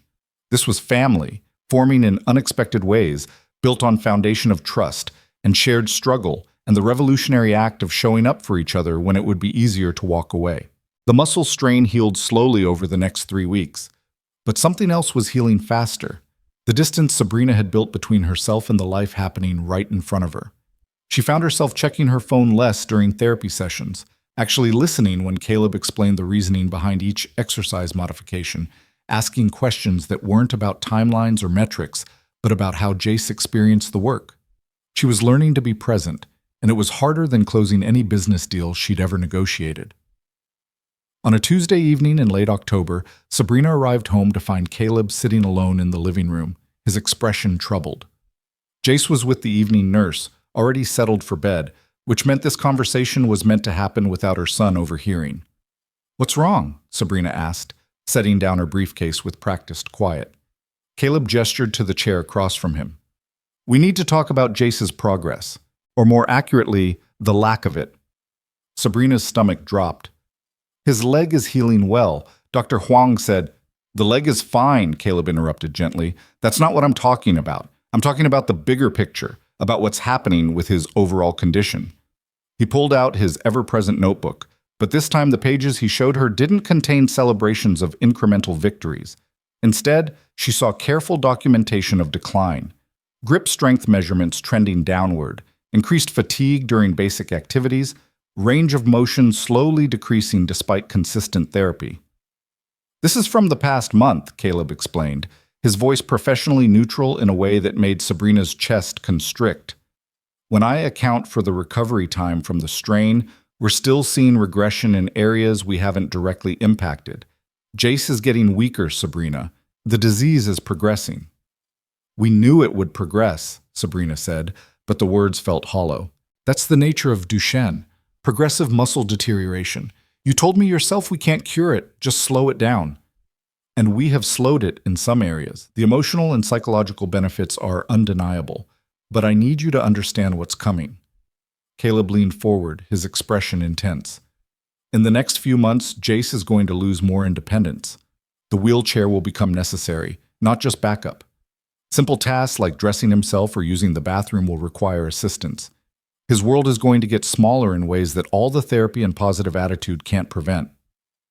Sabrina felt the familiar panic rising, the sense that she was standing on sand that kept shifting beneath her feet no matter how hard she tried to find solid ground. So what are you saying? That we should give up? Stop the therapy because it's not fixing everything? No. Caleb's response was immediate and firm.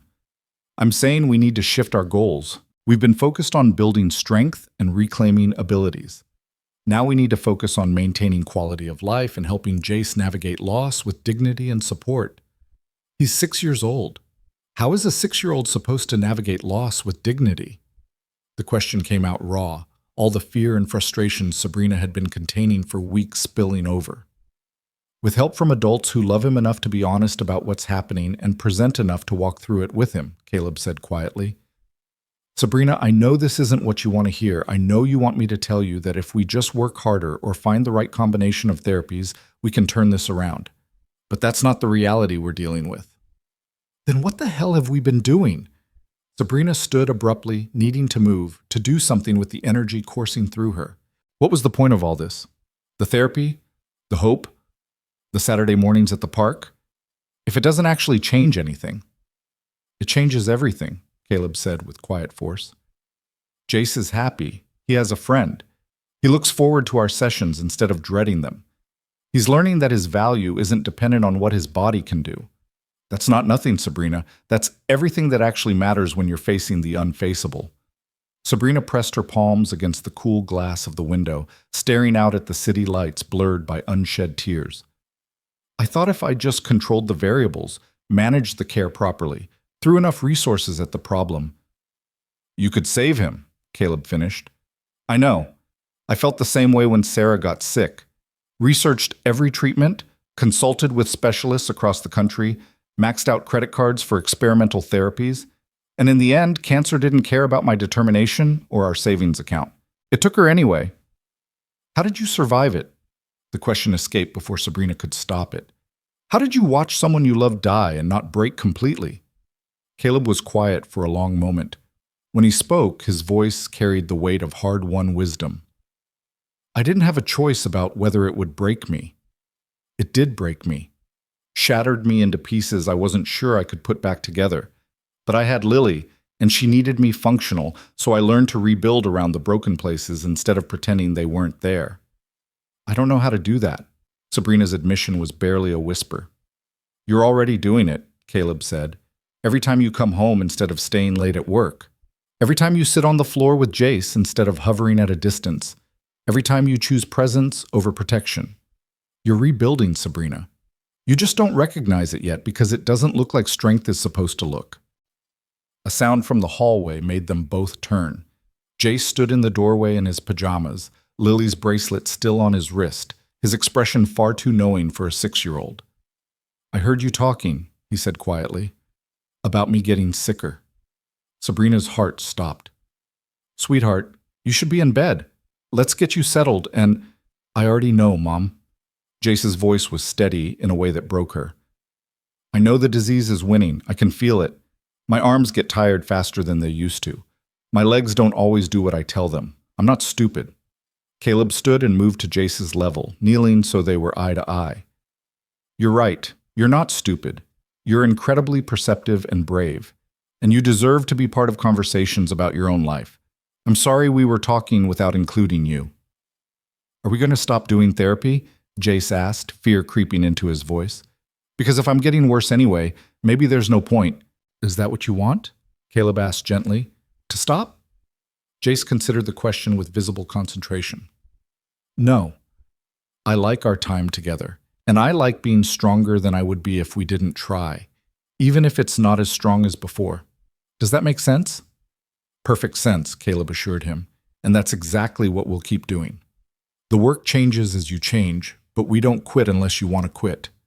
Sabrina joined them on the floor, pulling Jace into her lap with careful attention to his positioning. He settled against her chest, small and fragile and carrying burdens no child should have to carry. I'm scared, Jace whispered, about what happens when I can't walk at all, about needing help with everything, about people looking at me like I'm already gone. I'm scared too, Sabrina admitted, the words sticking in her throat. I'm terrified that I won't be strong enough or wise enough or present enough to help you through what's coming. But Jace, I promise you this, you will never face any of it alone. Whatever happens, however hard it gets, I'm here. Caleb's here, Lily's here, we're all here, and we're not leaving. Even when I can't do anything by myself anymore, Jace's voice was so small. Especially then, Caleb said firmly, because needing help doesn't make you less valuable or less lovable. It just makes you human. We all need help sometimes, buddy. Some of us just need it more obviously than others. They sat together on the floor until Jace's breathing deepened with sleep.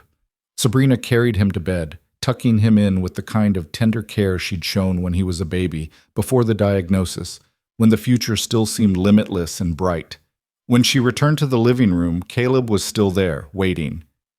Thank you for being honest with me, Sabrina said. About the progression. I needed to hear it, even though it hurts. Honesty is all I have to offer, Caleb replied. I can't fix Jace. I can't slow the disease significantly. All I can do is help him have the best possible quality of life for whatever time we get. And help you learn to live with uncertainty instead of constantly fighting it. Is that what you did? After Sarah died? Eventually. Not at first. At first I raged against every unfairness, questioned every decision I'd made, tortured myself with what-ifs. Caleb's expression grew distant with memory. But Lily needed me present, not drowning in grief and guilt. So I learned to carry both, the sadness and the joy, the loss and the love. They exist together, and that's okay. I don't know if I'm capable of that kind of acceptance, Sabrina admitted. You don't have to accept it all at once. Just take it one day at a time, one moment at a time. Caleb stood, preparing to leave for the night. And lean on your people, Sabrina. That's what they're there for. After he left, Sabrina found herself calling her mother again. Margaret answered with her typical efficiency. Twice in 1 month. Should I be worried? Probably, Sabrina said, surprising herself with a laugh that held more tears than humor. Mother, I need to tell you something I've never said out loud before. I'm listening. I'm not going to be able to save Jace. No matter what I do, how much money I spend, how perfectly I manage his care, he's still going to die. Probably before he turns 20, maybe sooner. The words came out in a rush like poison she'd been holding in too long. And I don't know how to live with that. Margaret was silent for a beat, then, Oh, darling, come here. I can't just leave. Jace is Sabrina Elizabeth Vale. Get on a plane tomorrow morning. I'll arrange for nursing coverage overnight. You need to come home. Beverly Hills is my home, Sabrina protested weakly. No, Margaret said firmly. Beverly Hills is where you work. Home is where people love you enough to hold you while you fall apart. Come to Santa Barbara. Let me help you. Sabrina found herself nodding even though her mother couldn't see it. Okay, I'll come. She made arrangements with the nursing service, briefed Caleb on the change in schedule, and by 10 the next morning was driving up the coast to her mother's estate overlooking the Pacific. The 2-hour journey gave her time to think, to feel, to stop running from the grief that had been chasing her since Jace's diagnosis. Margaret met her at the door, 70 years old and still formidable, her silver hair perfectly styled, her embrace surprisingly strong. She didn't ask questions or demand explanations. She simply led Sabrina to the sunroom overlooking the ocean and let her daughter cry until there were no tears left. I've failed him, Sabrina finally said, her voice hoarse. All my success, all my power, all my money. And I can't give Jace the one thing that actually matters. I can't give him more time. No, you can't, Margaret agreed. But you can give him something arguably more valuable. You can give him a mother who shows up, who loves him without reservation, who makes the time he has beautiful instead of desperately trying to extend a timeline you can't control. That doesn't feel like enough. Because you've spent your entire life measuring value in outcomes and achievements, Margaret said bluntly. But love isn't measured that way, Sabrina. Love is measured in presence, in attention, in the willingness to stay even when staying is the hardest thing you've ever done. They talked for hours, about Jace, about the disease, about Caleb and Lily, and the unexpected family forming in the spaces between heartbreak. Margaret listened without judgment, offered perspective without platitudes, and reminded Sabrina that strength sometimes looked like admitting you couldn't fix everything. "This Caleb," Margaret said as afternoon shadows lengthened. "Tell me more about him."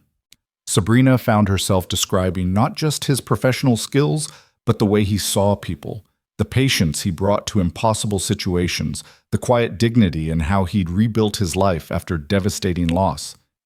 "You care about him," Margaret observed, "as more than just Jace's therapist." "I respect him," Sabrina corrected, but the words felt incomplete. "Sabrina, I've known you for 38 years. I can tell when you're lying to yourself." Margaret's expression gentled. "It's okay to develop feelings for someone who shows up for your child with genuine care. It's okay to notice when a good man treats you with kindness and respect. It doesn't make you weak or distracted from Jace. It makes you human." "He's my employee," Sabrina protested. "It would be inappropriate, crossing professional boundaries." "He's a partner in the most important work of your life," Margaret interrupted. "And boundaries exist to protect people, not to prevent connection. If you've found someone who understands what you're facing and makes the burden lighter, don't dismiss that just because it doesn't fit your preconceived notions of how things should be." Sabrina sat with that thought during the drive back to Beverly Hills, during the quiet hours after she arrived home to find Jace sleeping peacefully, during the morning when Caleb showed up for their regular session. She watched him work with Jace with new eyes, noticing details she'd been too busy managing to see before. The way his whole face softened when Jace succeeded at a difficult task. How he never showed frustration when Jace struggled, just adjusted his approach and tried again. The unconscious care in how he positioned himself to support without smothering, protect without hovering. And she noticed other things too. The breadth of his shoulders under simple shirts he wore because he couldn't afford designer labels. The quiet competence in hands that had learned to be gentle despite their size. The intelligence in eyes that had seen too much loss but somehow still held hope. When the session ended and Jace went with the nurse for his bath, Sabrina asked Caleb to stay. "I've been thinking about what you said," she began, settling into the chair across from him. "About shifting goals and accepting what we can't control. You're right. I've been so focused on outcomes that I've missed the point of the work we're doing." "You're learning," Caleb said generously. "That's all any of us can do." "I want to ask you something personal, and you can absolutely say no." Sabrina took a breath. "How do you do this? How do you show up every day for Jace knowing how this story ends? How do you invest in a child you know you're going to lose?" Caleb was quiet for a long moment, his expression reflective. "Because the alternative is worse. If I protect myself by staying distant, by treating Jace as just another client, then I make his short life lonelier. And I diminish my own humanity in the process. So I choose to love him anyway, to invest anyway, to show up anyway, even though it's going to hurt like hell when he's gone." "That's incredibly brave." "It's incredibly necessary," Caleb corrected. "Love isn't brave. It's just what we do for people who matter, regardless of how long we get to keep them." Sabrina felt something shift in her chest. A recognition, an acknowledgement of what she'd been avoiding naming. "You matter," she said quietly. "Not just what you do for Jace, but you, as a person. You matter to me." Caleb's expression changed, surprise and something more complex flickering across his features. "Sabrina, I'm not saying this to make things awkward or to change our professional relationship," she continued quickly. "I just wanted you to know that I see you, not just as the therapist or the employee or the help.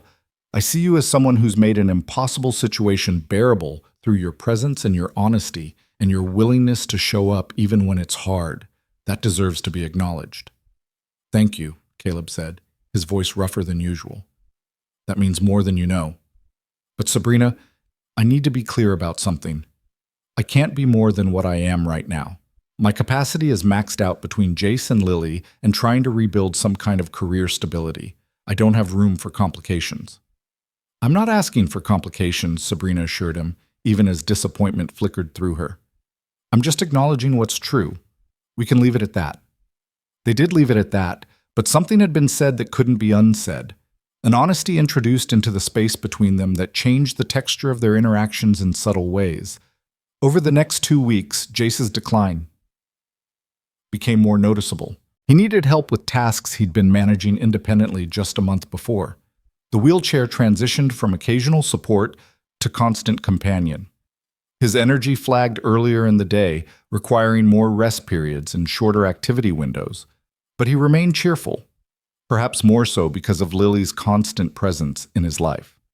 They talked on video calls between park sessions, Lily showing him her latest rock finds or drawings, while Jace shared stories about therapy successes and setbacks. Their friendship had deepened into something that transcended typical childhood bonds, a connection forged by shared understanding of what it meant to navigate a world not built for bodies and minds like theirs. On a Saturday morning in early November, they gathered at the park as usual. Jace remained in his wheelchair throughout, his energy too depleted for even the gentle walking they'd attempted in previous weeks. But Lily didn't seem to notice or care. She settled on the ground beside his chair, arranging her rocks in elaborate patterns while maintaining a running commentary about geological formations. Sabrina and Caleb sat on their customary bench, watching the children with the bittersweet awareness that moments like this were becoming more precious as they grew more limited. I got the community center funding approved, Sabrina said, needing to fill the silence with something practical. The board unanimously supported the proposal. We'll be able to expand programs, hire professional staff, and provide scholarships for families who can't afford services. That's incredible, Caleb said, genuine gratitude in his voice. Those kids will have opportunities they never would have had otherwise. Thank you for making that happen. It's what Jace would want, Sabrina replied, to know that his struggle meant something beyond just his own experience, that other children might benefit from what we've learned. You're thinking about legacy, Caleb observed quietly. I'm thinking about making sure that when… Sabrina couldn't finish the sentence. I'm thinking about what comes after. How to honor what Jace's life meant. How to make sure he's not just a tragedy, but a catalyst for positive change. Caleb reached over and took her hand. A simple gesture of solidarity that felt more intimate than it probably should have. He's already more than a tragedy, Sabrina. He's a child who taught his mother how to be present, who showed a lonely therapist that taking risks on connection is worth the inevitable pain, who gave my daughter her first real friend. That's a legacy that matters, regardless of how long he's here. Sabrina squeezed his hand, not trusting her voice. They sat like that for several minutes, connected by shared grief and determination, watching their children build something beautiful in the shadow of loss. Then Jace called out, "Mom, Caleb, come see what Lily made." They joined the children to find an elaborate rock mandala arranged on the ground, circles within circles, each stone carefully selected for color and size, the pattern somehow both chaotic and perfectly ordered. It's called a healing circle, Lily explained seriously. In some cultures, people make these when someone is sick. The rocks carry wishes for the person to feel better. I put my best rocks in here for Jace, and now he sits in the middle and receives all the healing energy. She looked at her father for confirmation. That's how it works, right, Daddy? The rocks help? Caleb's voice was thick. That's exactly how it works, sweetheart. The love you put into choosing each rock and arranging them, that's real healing magic. Sabrina helped Jace position his wheelchair in the center of the circle, watching her son's face glow with the simple joy of being seen and celebrated by his friend. Lily stood and placed her hands on the armrests of his chair, looking at him with an intensity that was almost uncomfortable. I wish you didn't have to hurt, she said simply. I wish I could make the bad muscles go away. But since I can't, I made you this circle to remember that even when your body doesn't work right, you're still perfect to me, okay? Jace nodded, tears streaming down his face. Okay. Thank you, Lily. This is the best present anyone ever gave me, even better than the healing box. They stayed in the park until Jace's energy finally gave out completely, until his eyes drooped with exhaustion that no amount of determination could overcome. Sabrina lifted him from the wheelchair with practiced ease, carrying him to the car while Caleb packed up their belongings. "Same time next week?" Jace asked drowsily from Sabrina's arms. "Same time next week," Caleb confirmed. "Lily's already planning what rocks to bring." As they drove home, Jace fell asleep in the back seat, and Sabrina found herself gripping the steering wheel with white knuckles. The disease was stealing her son piece by piece, and all the money and resources and determination in the world couldn't stop it. But today, for a few hours, Jace had been happy, had felt loved, had experienced the simple grace of friendship freely given. Maybe Caleb was right. Maybe that was enough. Maybe that was everything. That night, after Jace was settled and sleeping, Sabrina stood at her windows and let herself cry. Not the controlled, silent tears she usually allowed, but deep, wrenching sobs that came from a place she'd kept locked away for too long. She cried for the future Jace would never have, for the mother she'd been too busy to be when time wasn't so obviously limited, for the simple unfairness of a disease that stole children with methodical cruelty. And she cried because, for the first time since the diagnosis, she was allowing herself to feel the full weight of what was coming, instead of hiding behind busy schedules and managed expectations. Her phone buzzed with a text from Caleb. "You okay? I know today was hard." She typed back through blurred vision. "No, but I will be. Thank you for asking." His response came quickly. "You don't have to be okay alone. That's what community is for. Call if you need to talk." Sabrina almost did call, almost reached out for the support he was offering, but old habits were hard to break, and asking for help still felt like admitting defeat. So instead, she stood at the window and practiced what Caleb had taught her through example, staying present with pain instead of running from it, acknowledging feelings instead of managing them away, accepting that some burdens couldn't be carried alone even if you desperately wanted to prove you could. Tomorrow, she would be strong again, would show up for Jace with the presence and attention he deserved, would continue building the foundation of love and support that would carry them both through whatever came next. But tonight, she let herself be broken, because sometimes breaking open was the only way to make room for healing. The breaking open Sabrina had allowed herself that night turned out to be not an ending, but a beginning. She woke the next morning with swollen eyes and a strange sense of lightness, as if crying out the grief she'd been hoarding had made room for something else to grow.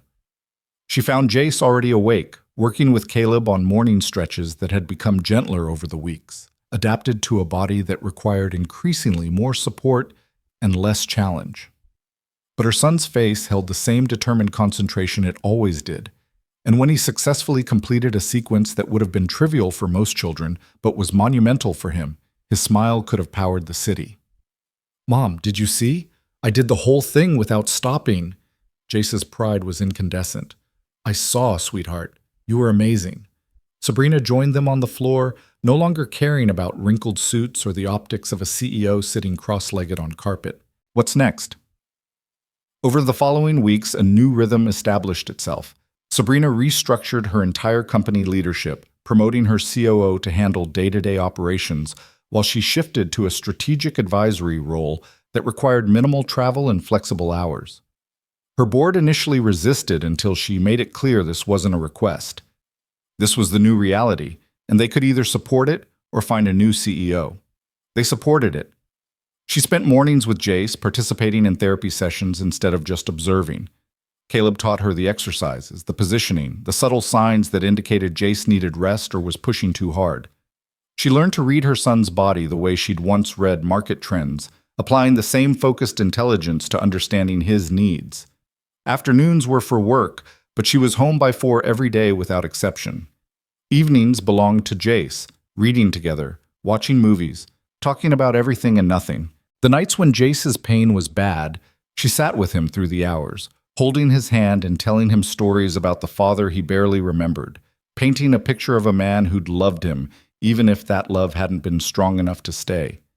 And through it all, Caleb was there, professional and competent, but also increasingly woven into the fabric of their daily lives in ways that transcended his job description. He brought Lily by for midweek visits when Jace's energy was too depleted for park outings.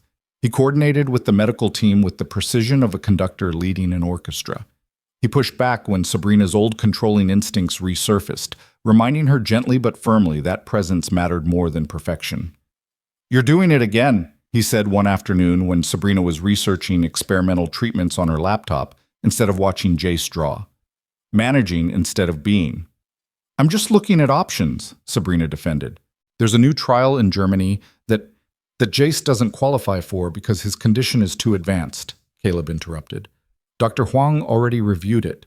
You're chasing solutions because accepting that there aren't any feels impossible. I get it. But Jace doesn't need you to find a cure right now. He needs you to look at what he's drawing." Sabrina closed the laptop and moved to see Jace's artwork, a crayon rendering of 4 people holding hands under a bright sun. 2 tall figures, 2 small ones, all smiling.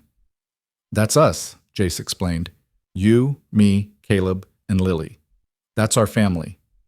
The word landed like a depth charge in Sabrina's chest. Family. Not the family she'd planned or the family she'd lost, but the one that had assembled itself in the spaces between crisis and care, built on foundations of shared struggle and genuine affection. "It's beautiful," she said, her voice unsteady. "Can I keep it?" "It's for you," Jace said simply. "So you remember that we're not alone. None of us are." That drawing went up on Sabrina's office wall, not in the penthouse, but in her corporate headquarters, where colleagues and clients could see it. When people asked about it, she told them the truth. It was her son's reminder that success wasn't measured in quarterly earnings, but in who showed up when things got hard. The responses varied. Some people got uncomfortable, changing the subject quickly. Others shared their own stories of loss and struggle, creating unexpected moments of connection.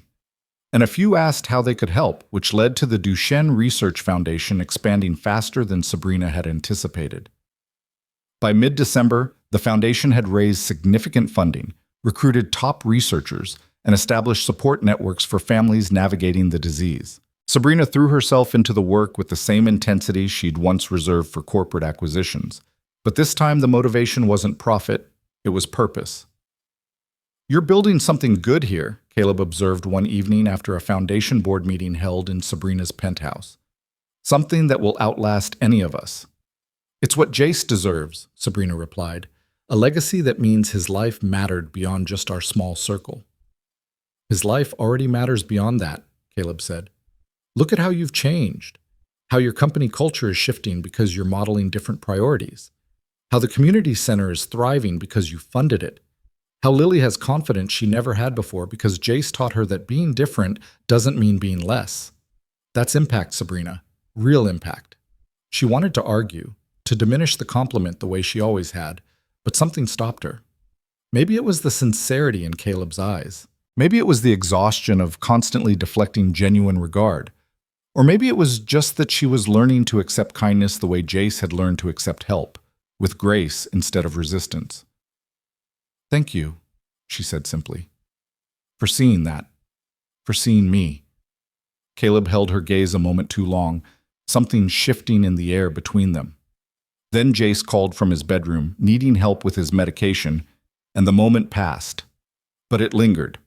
Christmas approached with the kind of forced cheer that felt obscene given their circumstances.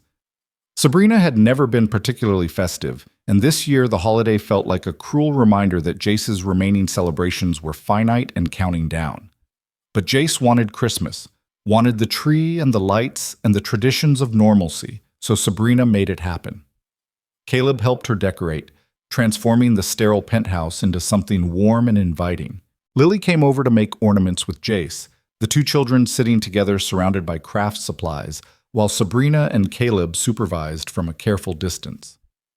"Next year, I might not be able to do this," Jace said suddenly, his voice matter-of-fact rather than sad. "My hands are getting weaker, so I want to make extra ornaments this year, enough for lots of Christmases, so you'll always have them." Lily nodded seriously. "That's good planning. I'll help you make strong ones that won't break easily. We can use extra glue." They worked together with focused intensity, creating a collection of ornaments that ranged from beautiful to charmingly lopsided. Jace labeled each one with shaky handwriting. For Mom, Christmas 2024. For Caleb, from your buddy Jace. For Lily, best friend forever. Sabrina watched her son prepare for his own absence with a maturity that should have been impossible at 6 years old, and she felt something fundamental shift. This was it. This was what Caleb had been trying to teach her, that loving someone meant honoring their experience, their timeline, their way of processing the impossible. Jace knew he was dying, had probably known for longer than any of them realized, and instead of protecting him from that knowledge, their job was to walk beside him through it with honesty and presence. On Christmas Eve, they gathered for dinner, Sabrina, Jace, Caleb, and Lily. It wasn't planned as anything significant, just a casual meal, but it felt momentous in ways Sabrina couldn't quite articulate. They sat around her dining table that had rarely been used, eating food Caleb had cooked because Sabrina's culinary skills peaked at reservations, laughing at Lily's detailed explanation of holiday traditions across different cultures. After dinner, Jace asked if they could all sleep in the living room together like a sleepover. Please, Mom, I know it's weird, but I want everyone together, just for tonight. Sabrina looked at Caleb, who shrugged with a small smile. If you're comfortable with it, we're in. They constructed an elaborate blanket fort using every pillow and cushion in the penthouse. The children claimed the center, while the adults positioned themselves on either side, close enough to supervise but far enough to give the kids space. They watched Christmas movies until Jace and Lily fell asleep, tangled together like puppies, exhausted from joy and sugar. In the darkness, with just the glow of Christmas lights illuminating the space, Caleb spoke quietly.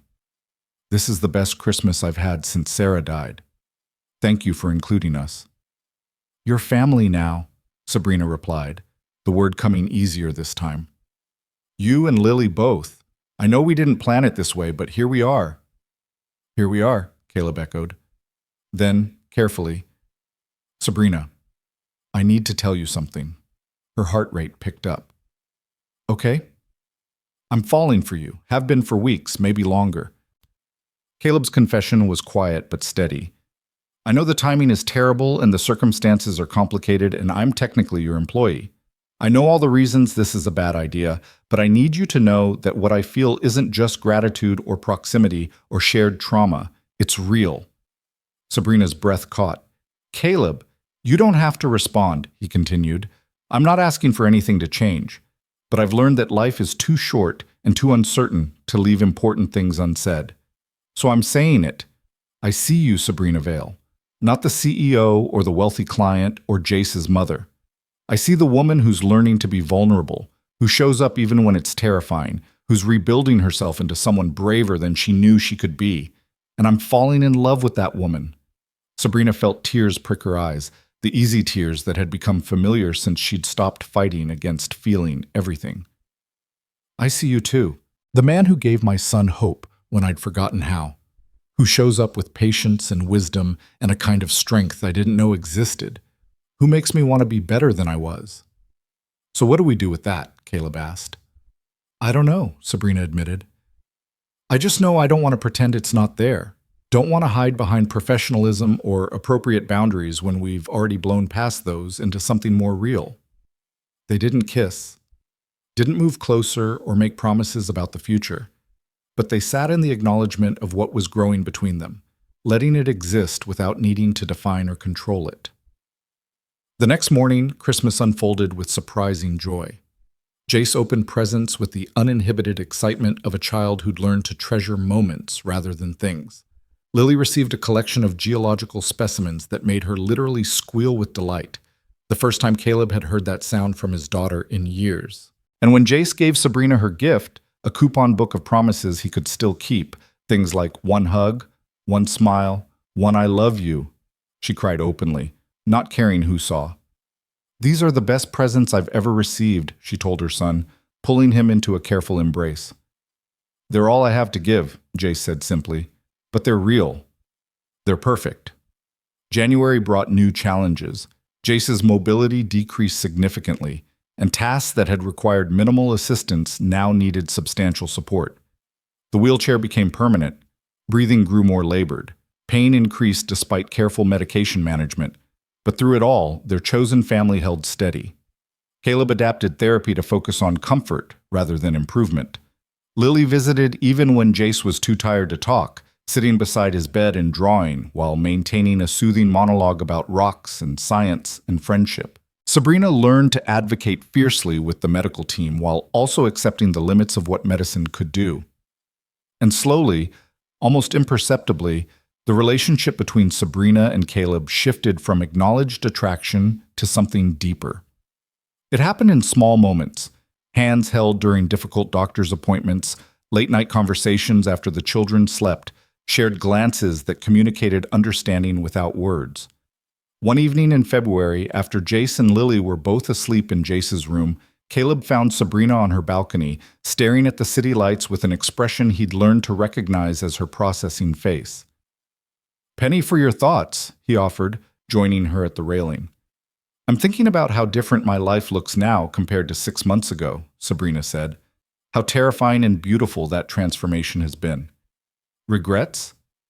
"About the past, yes. About the time I wasted being absent. But about now? About us?" She turned to face him fully. "No regrets at all." Caleb cupped her face gently, giving her time to pull away if she wanted. She didn't. When he kissed her, it was sweet and careful, and full of all the feelings they'd been dancing around for months. "I love you," Sabrina said when they pulled apart. "I don't know what the future holds or how we navigate this with everything else happening, but I needed you to know." "I love you too," Caleb replied. "And we'll figure it out the same way we figured everything else out, together, one day at a time." They told the children the next morning over breakfast, unsure how they'd respond. Jace's reaction was immediate and enthusiastic. "Does this mean Caleb is going to be my dad?" "It means we care about each other very much," Sabrina said carefully, "and that our family is growing in new ways. Is that okay with you?" "It's perfect," Jace said with absolute certainty. "I always wanted a dad, and Caleb's the best one I could ask for." Lily's response was more reserved but equally clear. "Does this mean Jace's mom is like a mom to me too?" Caleb looked at Sabrina, the question implicit. She felt her chest constrict with fierce protectiveness and love for this brilliant, unusual child who'd become so important to her. "If you want that, then yes," Sabrina said. "I'd be honored to be a mom person for you, Lily." Lily considered this carefully, her fingers tapping their familiar rhythm. "Okay, that's good, because you're nice and you love Daddy and you don't get mad when I talk about rocks too much. Those are good mom qualities." The four of them sat together at the breakfast table, a family assembled from broken pieces and unexpected connections, loving each other with a fierceness that defied traditional definitions. Spring arrived with the kind of cruel beauty that made everything harder.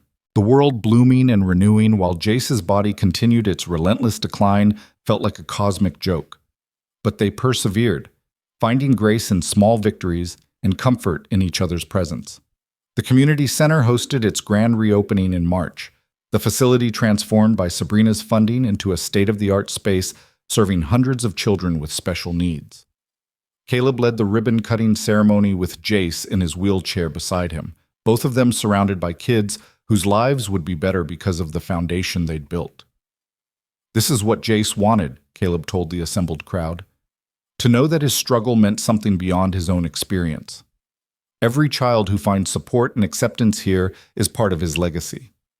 Jace beamed from his wheelchair, too weak to speak but radiating pride. By April, Dr. Huang gently raised the conversation Sabrina had been dreading. "We need to talk about palliative care," the doctor said during a private consultation. "Jace's condition is progressing to the point where our focus needs to shift from maintenance to comfort. I want to make sure he has the best possible quality of life for whatever time remains." "How much time?" Sabrina asked, even though she wasn't sure she wanted the answer. "Impossible to say precisely. Months, certainly. Maybe longer with good management, but Sabrina, we're approaching the terminal phase. I need you to be prepared." Sabrina nodded, her throat too tight for words. Caleb took her hand, anchoring her. They made the adjustments Dr. Huang recommended: increased pain management, oxygen support, a hospital bed that made Jace more comfortable. The penthouse began to look more like a hospice facility, but they decorated it with Jace's drawings and Lily's rocks and photos of their Saturday mornings at the park, making it a home rather than just a medical space. Jace faced the changes with remarkable equanimity. "I'm not scared of dying," he told Sabrina one night when the pain was particularly bad. "I'm sad about leaving you, but I'm not scared." "Why not, sweetheart?" Sabrina asked, smoothing hair back from his forehead. "Because I know I'm loved. And because Caleb says that love doesn't stop just because someone's not here anymore. He still loves his wife even though she died. And you'll still love me even when I'm gone. Right?" "Forever and always," Sabrina promised, her voice breaking. "Nothing will ever change that." "And you won't be alone," Jace continued. "You'll have Caleb and Lily. You'll have each other. That makes it easier, knowing you'll be okay." In May, Jace asked for one final trip to the park. "I know it's hard to arrange," he said weakly, "but I want to see Lily's healing circle one more time. Want to sit in the middle and feel all that love." They made it happen. Sabrina and Caleb coordinating with the medical team to ensure Jace had adequate support. The park visit required oxygen equipment and careful monitoring, but they managed it. Lily had prepared for weeks, collecting special rocks and arranging them in an even more elaborate pattern than before. When Jace's wheelchair was positioned in the center, she stood before him with an expression of solemn determination. "I made the circle extra strong this time," she announced, "with all my most powerful rocks, and I put wishes in every single one. Wishes for you to not hurt, for you to know you're loved, for you to be happy wherever you go next." "It's beautiful," Jace whispered, his breath labored but his smile genuine. "Thank you, Lily, for being my best friend, for making everything better." "Friends forever," Lily said firmly, "even when one friend is in heaven and one friend is still here. That's how it works." They stayed at the park until Jace's energy gave out completely, until he could barely keep his eyes open. As they packed up to leave, Lily placed something in Jace's hand, her mother's bracelet, the one she'd let him borrow months before. "You keep it now," she said. "Mommy's magic should go with you, to help you be brave." Jace's fingers closed weakly around the beads. "Are you sure?" "I'm sure. You need it more than me now." Lily's voice wavered. "And this way, part of my mom gets to meet you in heaven. She'll like you. I told her all about you in my prayers." Sabrina had to turn away, overwhelmed by the simple faith and profound love these children had found in each other. Caleb's arm came around her shoulders, holding her together when she felt like falling apart. The last weeks were simultaneously endless and far too short. Jace slept more, spoke less, but his presence remained luminous. Visitors came in careful rotations. Dr. Wong and the medical team who'd grown to love him, teachers from the school he'd briefly attended, children from the community center who knew him through Caleb's stories. Margaret drove down from Santa Barbara and sat with Jace for hours, telling him stories about Sabrina as a child, making her grandson laugh with tales of his mother's fierce determination even as a little girl. "She gets it from you," Jace said, his voice barely audible. "The strength." "No, darling," Margaret corrected gently. "She gets it from you. You've taught her what real courage looks like." The foundation board held a special meeting in Sabrina's penthouse, presenting Jace with an honorary position as founder and inspiration. They'd named their flagship program after him, the Jace Vale Initiative for Duchenne Research and Family Support. "Your legacy is going to change lives," the board chair told him. "Children who haven't even been born yet will have better futures because of what you've helped build." Jace managed a small smile. "That's good. That's really good." On a warm evening in early June, with sunset painting the penthouse in gold and amber, Jace's breathing became more labored. The medical team had prepared them for this. The signs that the end was approaching, the things to expect, how to keep him comfortable. Sabrina climbed into the hospital bed beside her son, holding him gently while Caleb sat on the other side, his large hand covering Jace's small one. Lily curled at the foot of the bed, humming a wordless tune that her mother used to sing. "I love you all so much," Jace whispered, each word an effort. "Thank you for making my life beautiful." "You made our lives beautiful," Sabrina replied, tears streaming freely. "You taught us what matters, what love looks like." "Caleb," Jace's voice was fading. "I'm here, buddy. Take care of my mom and Lily. Be a family. I promise, Caleb said, his voice thick with grief. We'll take care of each other. Good. Jace's eyes drifted closed. That's good. I'm tired now. Then rest, sweetheart, Sabrina whispered, kissing his forehead. We're here. You're not alone.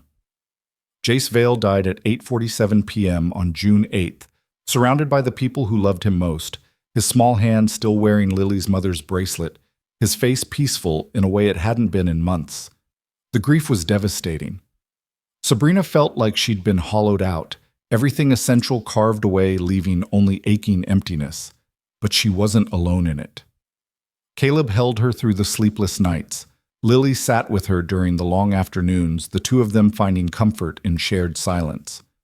Margaret provided practical support, handling arrangements Sabrina couldn't face.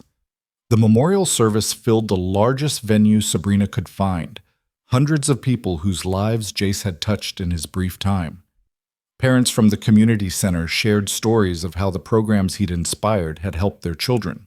Researchers spoke about the foundation's work and the hope it represented. Lily stood at the podium, her voice clear and steady as she read a letter she'd written to her friend. Dear Jace, you were the best friend I ever had. You never made me feel weird for being different. You taught me that different is just another way of being perfect. I'm going to miss you every day, but I'm going to keep being your friend by being kind to other kids who feel alone.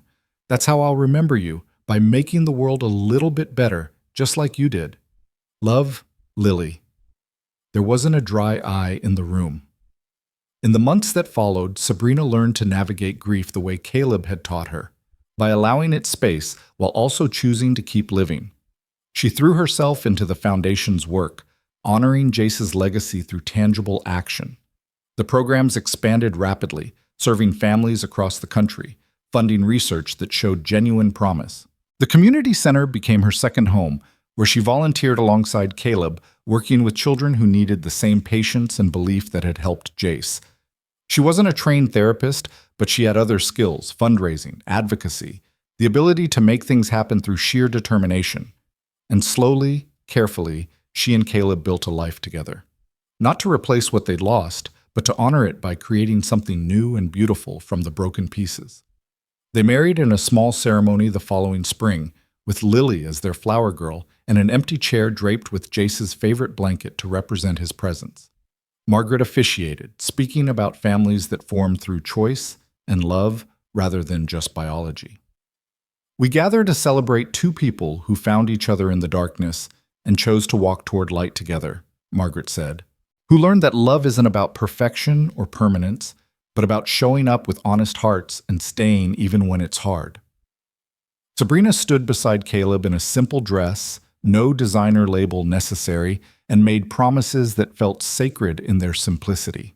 To love and support, to show up and stay present, to build a family from intention and care, to honor those they'd lost by living fully in the time they had. When they exchanged rings, Sabrina wore one that incorporated a small diamond from Jace's baby bracelet, carrying a piece of her son into this new chapter. The reception was held at the community center, filled with children who Jace had never met, but whose lives were better because of the foundation he'd inspired. They ate cake and danced and celebrated the kind of love that transcended loss, that chose hope even after heartbreak. Lily made a toast, her speech carefully prepared and delivered with the same fierce sincerity she brought to everything. My daddy and my new mom are the bravest people I know. They love people who they knew they'd lose, and they loved them anyway. That's real courage. And I'm proud to be their daughter. As the evening wound down, Sabrina found herself on the center's new playground, standing at the memorial garden they'd created in Jace's honor. A beautiful space filled with rocks Lily had chosen, plants that attracted butterflies, benches where families could sit and remember. At the center stood a bronze statue, a child in a wheelchair with arms outstretched, face lifted toward the sun, captured in a moment of pure joy. The plaque read, Jace Vale, 2018 to 2025. He taught us that courage looks like showing up, that love means being present, and that every life, no matter how brief, can change the world. Caleb joined her, slipping his hand into hers. He'd love this place. He made this place possible, Sabrina corrected. Everything we built came from what he taught us. What did he teach you? Caleb asked gently. Sabrina considered the question, thinking about the woman she'd been before that night she'd heard laughter from her son's room. The CEO who measured worth in profit margins and controlled every variable. The mother who'd hidden behind busy schedules because presence felt too painful. He taught me that the richest person isn't the one with the most money, she said finally. It's the one with the most love, the one who shows up, the one who stays even when leaving would be easier. He taught me what actually matters when you strip away everything else. And what matters? Caleb prompted, though his smile suggested he already knew. This. Sabrina gestured to the garden, the center, the life they'd built. Community, connection, the courage to love even when loss is inevitable, the grace to accept help instead of trying to control everything alone. This matters. We matter. Lily ran up to them then, her arms full of rocks she'd found in the garden's meditation space. Look! These are perfect specimens. Can we add them to Jace's collection? They'd created a display case inside the center with Jace's favorite things, drawings, photos from park visits, the coupon book of promises he'd given Sabrina that final Christmas, and rocks. So many rocks that Lily had contributed, each one carrying a memory or a wish or a moment of connection. Of course we can add them, Sabrina said, crouching to Lily's level. That's what collections are for, growing with new treasures that remind us of love. As they walked back inside together, Sabrina, Caleb, and Lily, a family assembled from loss and choice and stubborn hope, Sabrina felt Jace's presence not as absence but as legacy. He lived in every child who found support at the center, in every research breakthrough the foundation funded, in the way Sabrina now prioritized presence over profit and measured success in moments instead of metrics. The richest person in the story wasn't the billionaire with the penthouse and the corporate empire. It was the mother who'd learned to show up, the single father who'd chosen purpose over prestige, the two unusual children who'd taught their parents what love actually looked like. It was all of them together, building something beautiful from broken pieces, proving that the best investments weren't measured in dollars, but in the moments we choose to be present for each other. And as the sun set over the community center that bore Jace's name, Sabrina understood what her son had known all along, that she was finally truly wealthy in all the ways that actually mattered. Not because she had everything, but because she'd learned to cherish what she had while she had it, to love without reservation, and to measure her life not in years or achievements, but in the heart she'd touched and the love she'd given freely.